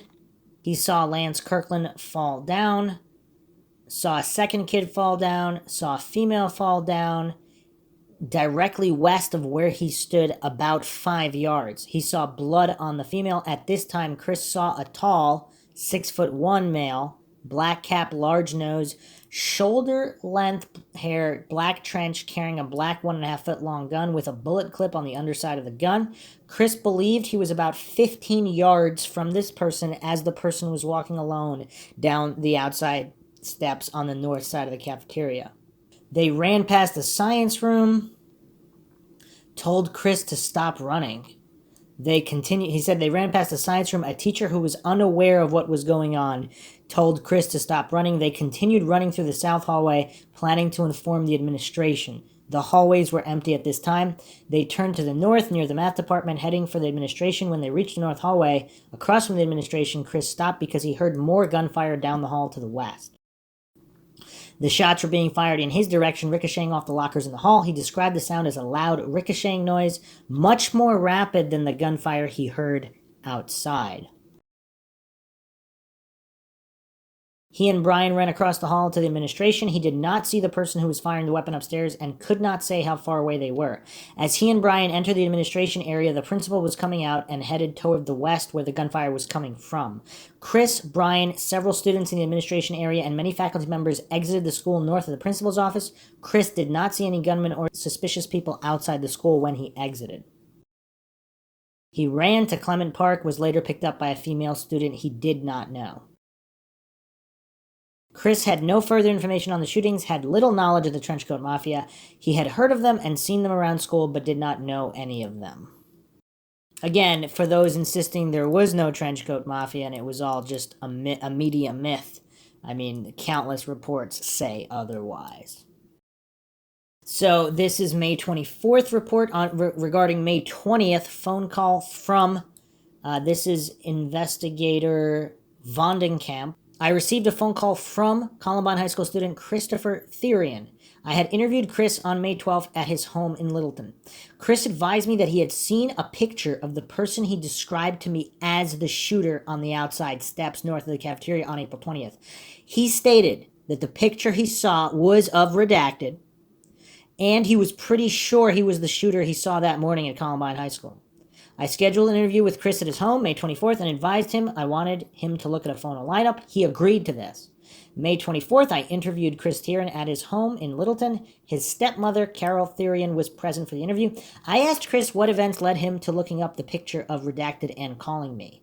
He stated that on May 18th, he was talking with his friend, Bijan Monte, who he was with during the shooting. They were talking about the incident, and Chris advised Bijan that he gave the following description to the investigator that interviewed him. He described the shooter as a white male, 6 foot, large nose, acne, shoulder-length hair, wearing a black cap, possible backwards baseball cap, and a dark trench coat. He then told Bijan he thinks it was Dylan Klebold, but was not sure. Bijan said it was not Dylan Klebold she saw the morning outside the cafeteria. She then showed Chris a picture of redacted from the yearbook. Chris stated that the picture he saw of redacted appeared to be the person carrying the black 1.5 foot long gun on April 20th. Chris stated he also spoke with Brian Fry, who he was with on April 20th, and Brian identified redacted as a shooter on the outside of the Columbine High School cafeteria. Chris stated that he has not spoken with anybody about this identification except Brian Bijan and his family. On May 19th, he was watching the news and they reported that the investigation had ruled out a third shooter. He decided to contact me based on this. So are these just teenage kids who want to do the right thing? They see on the media that the third shooter was ruled out, but they know what they saw. I gave Chris a photo lineup explanation form and had him read it aloud to me. He read it, stated he understood. I then showed Chris a photo lineup with 6 similar featured males. He looked at the 6 photos, then pointed to photo number 5. He stated that the person in photo number 5 was possibly the person he witnessed carrying a gun, wearing a trench coat on the outside steps north of the Columbine High School cafeteria, April 20th, 1999. He stated that I still have Dylan Klebold's picture in my mind because I've seen his picture so many times since it happened. Chris checked possible and wrote number 5, then signed and dated the photo lineup form. Chris stated he recognized photo number 5 as redacted, a Columbine High School student whom he had seen in the school this past year, occasionally wearing a trench coat. Redacted was positioned in photo number 5 in this lineup. Chris had no more information to add. So the gaslighting didn't work on this fella, because he sees Dylan Klebold's picture plastered all over the news, which for some people, when they see his image that much, they might be convinced that's who they saw, even if that's not who they saw. Again, something the coincidence theorists never consider. So continuing on here, Erin Walton is listed. Wrong document number, but I did find her statement is on 2242. She did not name Robert Perry, who is very tall, bad acne scars on his cheek. I don't know if this list is wrong, but there is something very damning in her testimony. And she saw, and I'll go through it because I'm going to have to go through it anyway. So this is 3:40 p.m. April 20th, when this is in her own handwriting, her Denver Police Department statement. I was in the science room, heard gunshots, thought it was a senior prank, heard fire alarm. We started to run out, but the teacher told us not to. We turned the tables over to cover. We heard gunshots getting closer. We saw 2 guys standing in the doorway, backs to us. Heard them fire 2 to 3 shots, don't know where, passed towards the science teacher's room. Then they left. One of the guys was tall, black hair, wearing all black. The other one had short, I can't tell if this is brown here, brown or blonde. It looks like Ben, sloppy handwriting. Short something hair, in parentheses, like he was going bald. I'm assuming that's a horseshoe cut she's describing. He looked like he was in his late 30s. So not early 30s, not mid 30s, but late 30s. So she describes one of these guys as being his late 30s. The other guy with black hair, not light brown hair like Klebold, but black hair like Perry. We stayed in the room. Someone came and got us. So that's her statement. Now, even more curious here. Even more curious is her follow-up. Now, she's talking about Mr. Sanders. She related he was talking, told a couple of jokes, started talking about his children. She never heard him say anything about the incident. She said Kevin, Starkey, and Aaron were applying first aid. The teachers were trying to keep them calm. Miss Miller looked out the window to see what was going on. Miller is the person who put up the sign that said, "I am bleeding to death." Walton related it as Mr. Johnson's room, which faces towards the parking lot. This is where the sign was put up. The investigator asked Walton how long after the class began did they know something was wrong. She related about 5 minutes into the class they were taking a test. They heard a big boom. Then they heard a lot of people running and screaming. Walton thought it was a senior prank. They could hear people coming up the stairs really fast, and the fire alarm went off. Initially, they thought it was a fire drill. They started to leave the classroom, and Miss Miller told them to get back in the room. After going back in, they went to the back of the room. 10 minutes later, Mr. Johnson comes in. Gunshots exploding. 45 minutes after incident started, she saw two people come to the door. She could see them both. Walton saw their backs and the side of their face. Both people were standing together. They fired 3 to 4 shots at the science teacher's door. The investigator asked Walton to describe the two people she saw. Walton gave the following description. Suspect 1, taller, long black hair. Long black hair. Not wavy hair sticking out the side. Had a black hat with the bill turned backwards. He was wearing a black shirt with writing on the back. She does not remember the words. The letters were red, white, and blue in color. Walton did not see this person's face. Red, white, and blue shirt? Huh. Black shirt with red, white, and blue letters. Per Walton, he is the only person who did any shooting. She said she saw a shotgun. His left hand was extended. At one point, the person held the gun up. That is when Walton saw the gun. So the taller guy, long black hair, now he's got the gun in his supposedly left hand. Huh. Suspect number 2, Walton saw the side of his face. He was wearing a white t-shirt, really short blonde hair. Walton stated he was just standing there with the other person. Walton did not see a gun. So short blonde hair. Huh. And again, it's curious when the investigators type up the reports, all of a sudden all these critical details are missing. Like he's got a horseshoe hairstyle, balding on top, late 30s. Walton related she could not hear what was being said. The two people stood at the door for about 3 to 4 minutes talking, then the one did the shooting.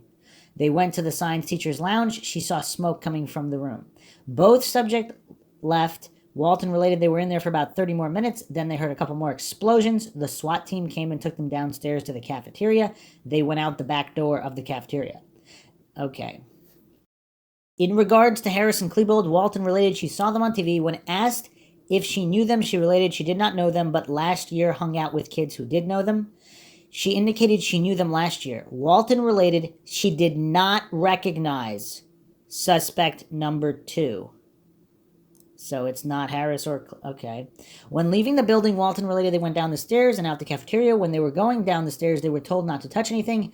Any of you could be a suspect. Walton related they saw smoke from the science lounge. She never heard an explosion. The investigator asked Walton if she knew a person by the name of Redacted. She said Redacted hung out with the Trenchcoat people. He is a tall guy, described by Walton as really scary looking. Walton did not see Redacted the day of the shooting. Walton related that why they were in the classroom, Mr. Johnson, Walton, and several others were the ones who turned over the tables. The tables were then used to hide behind. A drawing was made by Walton referencing various locations in the school. Okay, now, if that wasn't damning enough, Here is the follow-up report, September 13th, 1999, by Peterson. On September 13th, approximately 7:15, I contacted witness Aaron Walton's father, Scotty Walton, by telephone. My purpose for calling Scotty Walton was to set up an appointment for a re-interview of his daughter, Aaron Walton. Scotty said that Aaron was not home when I called on this date. I explained to Scotty there were discrepancies in the reports that Stephanie Williams made to me when I interviewed her and the report made by Aaron Walton to Arapahoe County Sheriff's Office on May 7th. I briefly explained the differences in the interview statement and asked Scotty Walton what, if anything, Aaron had told him about the shooting in Columbine High School, April 20th. Scotty said she had not told him very much about the shooting incident. Scotty said he did not remember that Aaron Walton said she had seen somebody shoot a shotgun, other than to say she did recall that she said she saw someone shoot a shotgun at a door. Scotty said, however, that Aaron reported she did not see who the suspect was and had not seen a complete view of his face. Scotty Walton said that the information Stephanie Williams gave him about identifying the gunman on April 20th would be hearsay, and it did not occur. This information was in the original report to Detective Mume on May 7th. Scotty Walton told me that Aaron Walton is finally successful in putting the incident from April 20th, 99 behind her, and said she's doing much better. Scotty said he did not want Aaron Walton to be re-interviewed because it will cause her to once again think about the incident. He was afraid that that would cause Aaron Walton a lot of problems, and he did not want to take that chance. Now, why could that be? Did she really tell him there was a guy in his late 30s who was balding, short, blonde, who was there also?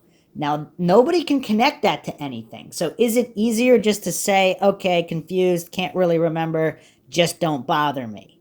Especially when all these investigators are making it clear that they didn't see what they said they saw. Quite curious indeed. Next on the list, we have Pat Caruso, document 2682. So let's look at this document. Pat Caruso, Columbine High School student in the cafeteria at table YY for 4th hour with all these other individuals. Okay. Is a neighbor to Chris and Nicole Markham and has seen Trenchcoat students at the Markham home.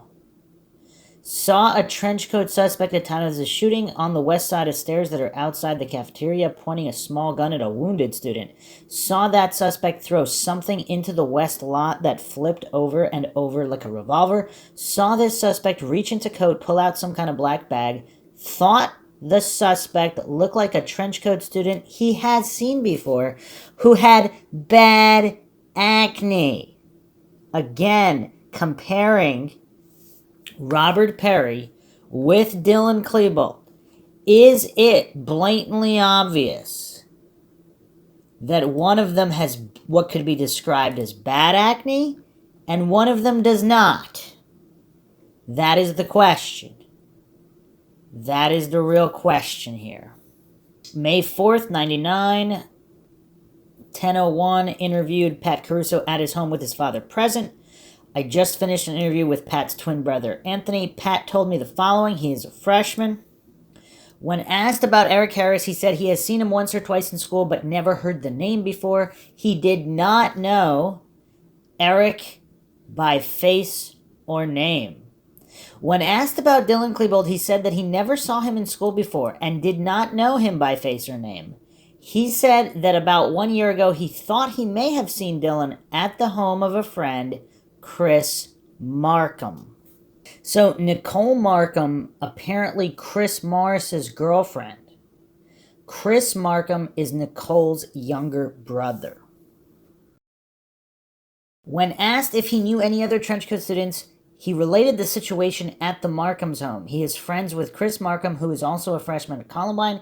He said that Chris has an older sister named Nicole who is dating a Trenchcoat student. He said that the Markhams live on South Pierce Court, just around the corner from him. He thought that Nicole's mother had told him to the effect a while ago that Nicole and the Trenchcoat student were planning on getting married, and that the Trenchcoat student would be moving in with them. Wow. He described the Trenchcoat student as being named Chris. He described Chris as tall, heavy, with shaved blonde hair. He saw this Chris over at the Markhams around the end of 98, beginning of 99. He said that Chris is also into action figures and paintball guns. When asked about a redacted, he said he does not know him, but has heard his name in relation to the Trenchcoat students. When asked about redacted, he said he has not heard of that name. Perhaps they're asking, it could be two different individuals here that have been redacted. Possibly one of them is Robert Perry. He then related that after the shooting, he obtained a ride from a sophomore named Aaron, junior named Brandon, who told him that they had heard a year ago when he was in junior high that the Trenchcoat students would take over the school someday. He said that Brandon is currently in his 5th hour German class. He then described a Trenchcoat student who he has seen on occasion walk past him on the way home from school. He last saw this student in March. He was walking with Lance Kirkland, and they saw this student. They felt intimidated by his presence. They were walking south on Pierce, turning west on Portland. The Trenchcoat student they saw continued walking south on Pierce Street. He described the student as white male, tall, skinny, walked hunch over, had curly, long, dark brown hair, a Boston Red Sox cap backwards, severe acne. Let me repeat that again. Severe acne. Wearing the black trench coat, high biker boots, black pants, and a tie-dyed shirt. He said that students at the school would make fun of that student he saw. He said that the student was not Eric Harris or Dylan Klebold. Let me repeat that again. He said that the student was not Eric Harris or Dylan Klebold. He also said that a girl who was in his last semester language arts class, Nicole Dickey, was dating one of the Trenchcoat students. He said that about a month ago, he and his father saw about 5 of the Trenchcoat students outside the Markham home. He could not describe them or the car they were around. When asked if he saw any of the Trenchcoat students or their associates on the day of this shooting, he said he did not see any of them.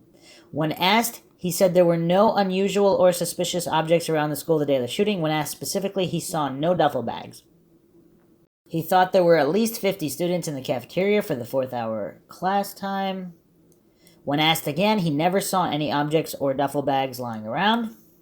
He thought there were about 15 minutes into the period when he saw everyone by the west window stand up and look outside. He moved a few tables over toward the window and stood on a chair to see out, thinking there was a fight. He then saw a male student outside the west windows crawling on the ground with a bloody knee. He said the student crawling was wearing a t-shirt, light blue jeans. He then saw a trenchcoat suspect walk around the corner of his view down the hill on the west side of the stairs outside the cafeteria.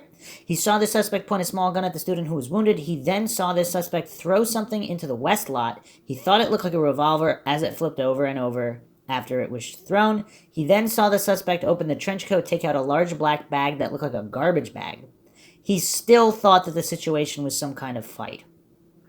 He described what the suspect he saw as follows: tall, wearing big biker boots, black leather pants, black trench coat, pink tie-dye shirt tucked into the pants. Wow. Okay, so a number of students reported this pink tie-dye shirt, which is why investigators asked this in various interviews, and you'll see in the paper, did not see suspect with a tie-dye shirt, etc., because it's in reference to this sighting, possibly others.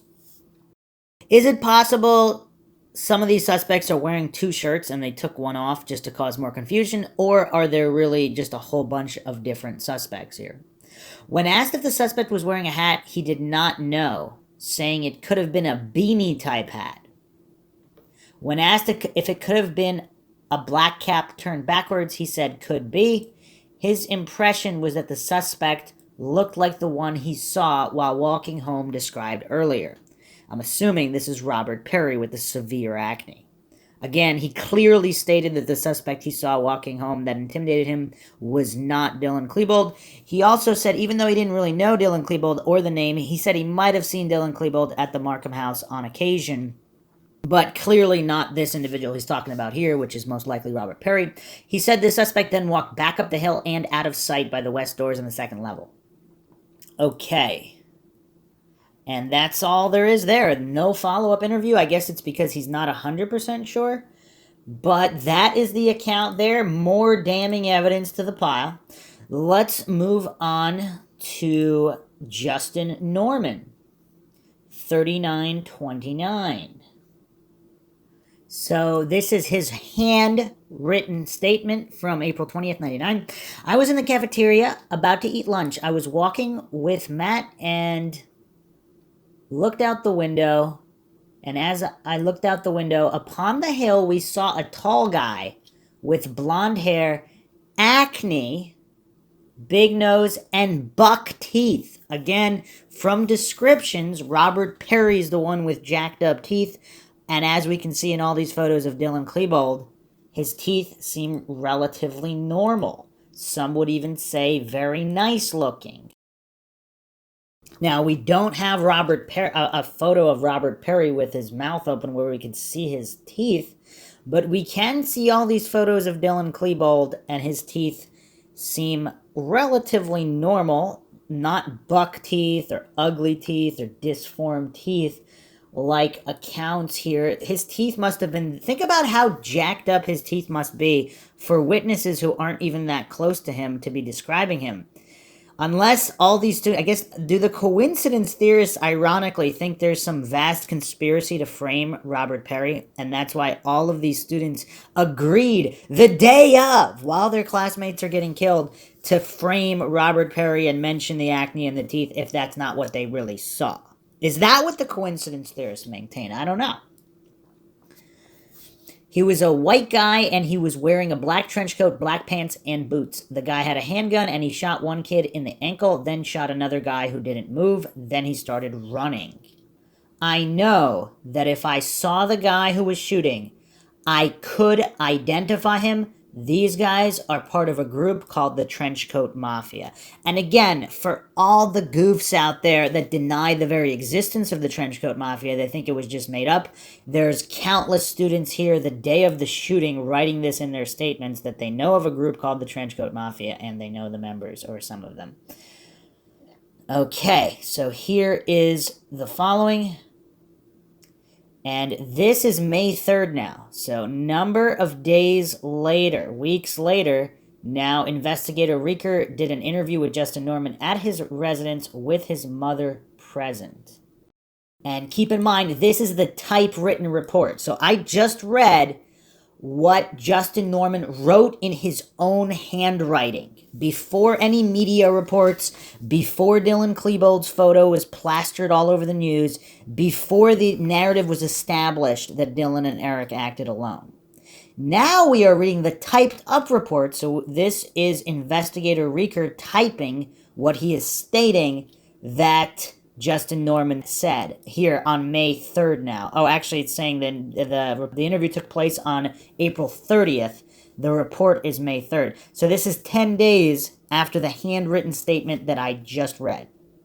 Norman states he had weightlifting class. He had met Matt Katzenmeyer in the hallway. They walked to the cafeteria. Approximately 11:20, he was at the vending machines next to the west door at the cafeteria. He heard shots out the west door, and then he looked out and saw two people go down. Dylan Klebold then came into the cafeteria via these doors and started shooting, and that Klebold was shooting all over the cafeteria. Now, does this sound like his original report, where the suspect ran away? Now, all of a sudden, it's almost as if he just watched the news and relayed what he saw on the news. This does not match his handwritten statement at all. Norman also related that the bullets were whizzing by his head and he was busy getting people out of the cafeteria. It should be noted that this is the first time this investigator has heard that Klebold entered the cafeteria by this door, and that he also fired numerous shots from this location. When Norman described this alleged shooting from inside the west door of the cafeteria, he held his hands by his hips as if holding a gun and did a spraying or sweeping motion from this position as he described Klebold's actions. Norman states that nobody was with Dylan and that Dylan was wearing a black trench coat, black boots, a goofy face, long blonde hair, and a big nose. And keep in mind, how long was Robert Perry's hair versus Dylan Klebold versus Joe Stair? Norman states he did not see a duffel bag and cannot describe a weapon. Norman related he knows Eric Harris from gym class but did not know Klebold. Okay. So that's all we have there. So interesting handwritten statement day of. Day of the shooting, was it 4 o'clock or so? So that afternoon, almost right after leaving the school, his handwritten statement states that it was a guy with bad acne, buck teeth, all of this that matches Robert Perry but does not match Dylan Klebold. 10 days later, supposedly this typewritten report is now stating that it was Dylan Klebold. Now, was this just an estimate or assumption based upon the investigators' desire to match the narrative? So Jonathan Ballard actually has a very interesting account that we will take a look at. Document 1765, 11:40 a.m. We were in science taking a test. We heard some loud noises. Miss Wyatt came to our door and told our teacher to come out. Then a series of gunshots and screaming. We all got to the corner of the room, and then Mr. Sanders came in bleeding and, let's say, coughing. We later, it's really bad handwriting here, came to see two guys in trench coats or camouflage. And that's curious too, because camo is a very specific look, especially if it's green camo, the standard camo. I mean, that's not exactly black and trench coat. I don't know. They walked away, and I heard more bangs. They sounded like shotgun shots. One of the kids was about 6'5" or 6'6", and a hat on backwards. Now, who's closer to 6'5" or 6'6"? Would that be Dylan Klebold? Or would that be Robert Perry? Now, Dylan Klebold, 6'3", obviously that's not short, but 6'3", especially if he's slightly slouched, that could pass off closer to 6'1" and 6'2", but 6'5", that could more likely look like 6'6". And he stated 6'5" or 6'6". That's pretty accurate if he's talking about Robert Perry. Now, I will say that if they were both 6'3"-ish and they both had acne and they both had jacked up teeth, this would be a lot easier to explain, would it not? But unfortunately, that's not the situation, so we have to decipher this. And giant hair hanging out the back. I later saw on channel 4 or 9 news, I'm almost positive that same man or teen on TV acting all worried. We were later rescued by the rescue team. So he's saying he's almost positive, not pretty sure, not maybe, almost positive he saw the guy. Now, was Robert Perry ever on TV, on the news that night? Acting all worried. It's curious, he said acting all worried here, not looking worried, acting worried as if he's faking. I don't know. That's weird. So this was handwritten by Jonathan Ballard, April 20th, 1999. And you know what's funny? The typewritten report by Investigator Vondekamp, in attempting to control the narrative, he did interview Ballard on the 21st. So the next day, he wrote this report on the 25th. Now, regarding who he saw, white male wearing a dark trench coat walked by the room. He was described as tall, over 6 feet tall. How convenient. Not 6'5" or 6'6", just over 6. So that could easily be match the narrative of Klebold. So you could see what the investigators are doing here when they type up these reports. Luckily, we have the handwritten statements released, so we know what these witnesses wrote in their own hand about what they saw, so we don't have to rely on these deceptive investigators' reports. But they're very telling the way these reports are typed up. And also no mention here of the guy he saw on TV. And it says the man later identified as Dylan Klebold tried to open the door. Not identified by Jonathan, simply identified. He then moved on. Jonathan recognized Dylan as a student at Columbine. He did not see the man identified as Dylan again. Shortly after Dylan walked by, a loud explosion happened outside the room. So you know what's curious? It's almost like he's speaking for Jonathan here. He recognized Dylan. Now, did he write that because Dylan was the shooter? So he just said he recognized Dylan, not he recognized the shooter. Even Ballard himself did not say it was Dylan. And then he said he didn't see him again. I'm sure he's probably mentioning inside the building and just completely ignored the fact that Jonathan said he saw him. So now, carrying on here, he also stated Mr. Sanders was alive when they left him. He was escorted out of the building 3 p.m. I asked Jonathan if there's any information he could tell me. He asked if Redacted was involved. I advised Jonathan I did not know Redacted, nor did I know if he was involved. Jonathan stated he heard Redacted was the leader of the Trenchcoat Mafia group that Dylan Klebold was part of. Jonathan advised me he did not see Redacted during the time he was hiding in the science class. So it seems like he's not talking about Perry here? Huh, or does he... that's curious, because all of these redacteds, these might be different redacteds. But supposedly not Eric or Dylan. Is he talking about Chris Morris also? I don't know. This is tough, but that mention that he saw him acting all worried on TV that same night. So he wrote this statement on the 20th, that handwritten statement at night. So what kind of news footage... Let me see the time of that statement. It looks like 15:15 to me, which would be 15 minutes after he got escorted out. That doesn't make any sense. I later saw on channel 4 or 9 news. Okay, so was the news wherever he was taken? It doesn't say where he was taken after this. Was the news playing and he saw it on the news? So within hours. So that afternoon, did Robert Perry appear on the news? Who knows? I mean, Brooks Brown, I don't know if Brooks Brown appeared. Brooks Brown was on the news the next day. Was he on the news the original? Because Brooks Brown is 6'5" as well, but I don't know if anybody would describe him as the leader of the Trenchcoat Mafia. He was officially not in with them at the time of the incident.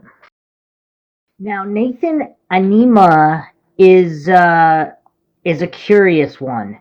So he actually stated the suspect was around 6 feet, maybe a little taller. The investigator put down 6 to 6'2". And we are looking at document 2359. And it's curious because... So he said he didn't really see any distinguishing features. So he didn't notice, he couldn't tell. So this could be a possible fog of war situation where we don't have a witness who had a direct line of sight, who had a clear look for 15 to 30 seconds at a time. This is not the case here. So Nathan Anima is not positively identifying anybody. In his written statement, he did not put a name. Just the usual tall trench coat, long-ish hair. So, okay. Here is just the curiosity here by reporting Officer Peterson. So the date of the report is July 8th, 1999. Referencing the interview on July 8th, this report was made the same day? Okay.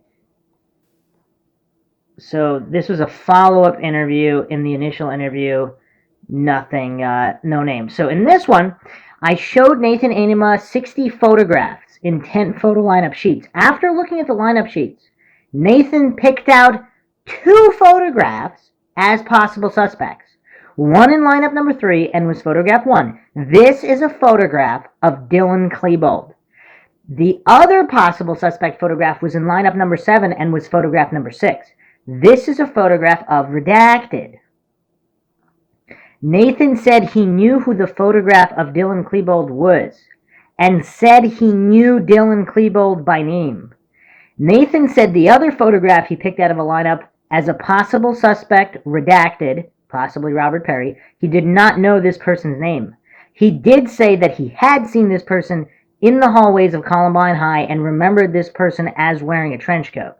Nathan said that on April 20th, when he heard that a Trenchcoat Mafia student was responsible for the shooting at Columbine High, he immediately thought of the person in lineup number 7, photograph number 6, as the Trenchcoat Mafia student. This again is a photograph of redacted. So here we have an individual who knew Dylan, but he still wasn't sure, and he still picked 2 photographs, one including supposedly Robert Perry here. So it's weird. The coincidence theorists want to have it both ways, where people who didn't know Dylan, they picked Robert Perry, and of course they ignore the people who knew both of them and still picked Robert Perry, clearly picked Robert Perry. Here we have a student who knows Dylan and doesn't know the other guy, but still isn't sure and thinks it could still be the other guy, even though he knows Dylan, he doesn't really know the other guy, but he saw the other guy around. Make of that what you will. So there's actually a follow-up interview here also. So this is document 2359. Very interesting. October 12th, 1999, Nathan Ainema was re-interviewed at the Jefferson County Sheriff's Office South Substation. His mother was present. The purpose of the re-interview was to clarify Ainema's observations during the April 20th shooting, specifically the statements made by Ainema during an interview on July 8th with task force investigators. In that interview, Ainema identified redacted as possibly being the person he saw throw a pipe bomb during the shootings at Columbine High, April 20th, 1999. Ainema told me that he was sitting in the cafeteria at a table near the windows when the shooting started. He was seated with Brad Miller and Tyler Stark. He told me that he first saw a boy shot in the knee outside the cafeteria windows on the sidewalk.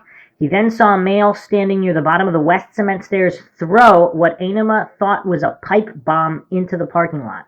Ainema described this person as a tall male, wearing a long black trench coat and a black baseball cap on backwards. Ainema did not recall seeing this person with a gun in his hand. Ainema stated that he initially thought this person that he saw throwing the pipe bomb was redacted. He stated that he had seen redacted several times at Columbine High, and during those times he always saw redacted wearing a German-type hat on backwards that was similar to the hat worn by the person who threw the pipe bomb. Ainema stated about 2 or 3 days after the shooting, he looked through his high school yearbook and saw Redacted's picture. After looking at the picture, Ainema thought that the person he saw throw the pipe bomb was Redacted.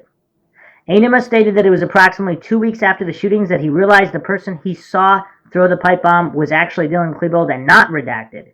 This was based on the media coverage of the shooting. So this is very curious how so many students supposedly saw Robert Perry or other individuals. Some of the students, if you recall from the handwritten statements we went over, they didn't wait 2 to 3 weeks or 2 to 3 days later. The day of, they were looking through the yearbook to see who it was, and they named Robert Perry. Now, so realizing that they didn't see what they saw was based on the media coverage, and that's actually a good admission here by this officer, reporting officer David Steve Luciano. He seems to be honest here in stating that his realization was based on the media coverage of the shooting. So not that his memory changed. He was simply being told he didn't see what he saw. Now, what's curious is he's then stated, I then showed Ainema a series of photographs taken from the video camera in the cafeteria. After looking at the photographs, Ainema positively identified Dylan Klebold as the person he saw throwing the pipe bomb. So with this kind of gaslighting, by showing these teenagers these photos, oh yeah, this was the shooter, they basically making them doubt their own memory and sanity to change their story.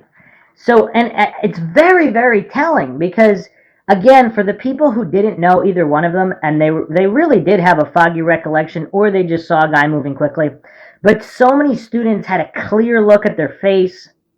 I mean, talked to Robert Perry, saw the acne on his face, saw his teeth, clearly knew him and Dylan, talked to both of them, and they vehemently continue to believe that it was Robert Perry. Now, maybe it was both of them. Maybe they were both there. And again, there's clearly some issue here where we're not understanding what's going on. And with all of the obfuscation and gaslighting, it seems like investigators really have an interest for the truth not to be known. Katie Beer is listed here, and I did not find this report in the documentation. I don't know if this is in her handwritten report, but it says, when the incident began at Columbine High School, she initially tried to get out of the school by going towards the main doors on the east side of the school by the administrative offices. However, she saw a third shooter next to these offices, and this third shooter shot out windows at that location. Katie Beer told him this third shooter may have been redacted. Again, I don't know if they're insinuating that's Robert Perry, but not a lot to go on there. Let's move on to Jason Brem. Brem is document 718 and onward. No handwritten statement. Denver Police Department Metro Gang Task Force. Supplementary report interview with Columbine sophomore Jason Brem. May 3rd, 1999, 8:40 p.m., Detective Terry Demel, who is assigned with the Columbine Law Enforcement Task Force, contacted sophomore student Jason Brem at his home for an interview. He reported that on the 20th he had fifth period off and had retrieved his soccer ball out of his locker and was walking out the west upper level entrance when he observed a party wearing a trench coat and black hat turned backwards who was leaning against a green post that was anchoring a tree. John marked the exact location on a map. Is he calling Jason John? Wow, not a good report. Stated this person was a little shorter than himself. He is 5'11" or 6 feet. Okay, so shorter than that. And that he was wearing a black pair of boots, had black canvas between the sole and upper part, and he noticed that one of the boots had the pant leg tucked into the boot, which he thought was strange. So only one boot had a tucked-in pant leg. Okay. Detective Demel showed Jason photographs of Eric Harris and Dylan Klebold at the time, with Jason reporting that the party he observed wearing the trench coat had a very round face and was neither Harris or Klebold. So the only relatively short individual is, of course, Brian Sargent, and I guess you could describe his face as round. It does look quite round. He's stocky and short. Either way, clearly not Eric Harris or Dylan Klebold. Jason stated that the party appeared calm and relaxed and just appeared to be waiting for someone. Jason added that the party had a black nylon bag with straps at his feet. Jason described the bag as being approximately 1.5 to 2 feet long and appeared full. Jason then walked down to the first door in the Commons and said, "Let's go," to Brian Stepp, Billy Arep Kyles, Mike Kenny, Arthur Curtis, Chris Therian, Justin Woods, and Brian Fry. Therian and Fry went to get a soda and met up with Lance Kirkland. Jason and his friends then walked out along the parking lot to the soccer field and began playing soccer. While playing, Jason heard what he thought sounded like a string of firecrackers going off and saw smoke coming up from next to the guy in the trench coat. He stated that the person in the trench coat was the same party that he had observed when he walked out of the door. So again, a lot of coincidence theorists maintain that all of these were simply misidentifications in a fog of war situation, but many of these witnesses saw the suspect before anything happened, and they either remained in their line of sight or somehow they got the impression that it was the same party. He stated it was the same party. Jason stated the guy in the trench coat was alone. The party wearing the trench coat began shooting randomly as he walked down the stairs, got to the bottom, turned around, walked back up the stairs. He then started shooting at a student that Jason knew as Denny Rowe. Jason reiterated that the guy in the trench coat was all alone and that he did not see anybody else with him. The gunman then started shooting into the windows of the library. The individual then lobbed several devices up onto the roof that caused explosions. He then ran back down the stairs to the bottom and fired off what Jason thinks was a shotgun that was louder than anything else that had been going off. Jason stated he thinks that's when Lance Kirkland was shot in the face. Jason and Mike Kenny began running towards some houses when he looked back and observed a party wearing a white shirt walking calmly from the parking lot towards the scene where the gunman in the trench coat was firing the gun. That appeared very odd to Jason, that everyone else was running from the area, and here was a guy walking directly into the location. Jason stated that the person wearing the white shirt was not carrying anything, and that he could see, and then he lost sight of him when he was behind a car. Jason described the distance as being approximately 100 yards. Jason and his friends then went to a house on South Teller Street where the woman let them into her garage. Lakewood police officer Chuck Powell responded to a location and took a report from the boys at 1:40 p.m. So very curious. Yet another account where an individual saw the suspect before anything happened, got a good look at him, and then maintained it was the same suspect, not Harris or Klebold, after all of the shooting and gunfire had erupted. Apparently there was no follow-up report, so Officer Felosi, May 4th, 99, 1900 hours, I contacted Jason Brem's residence by telephone, spoke with his father about April 20th, the murder that occurred, Columbine High School. He informed me that his son had already spoken to an investigator from Denver Police Department about the incident. This concluded my contact with Brem's residence.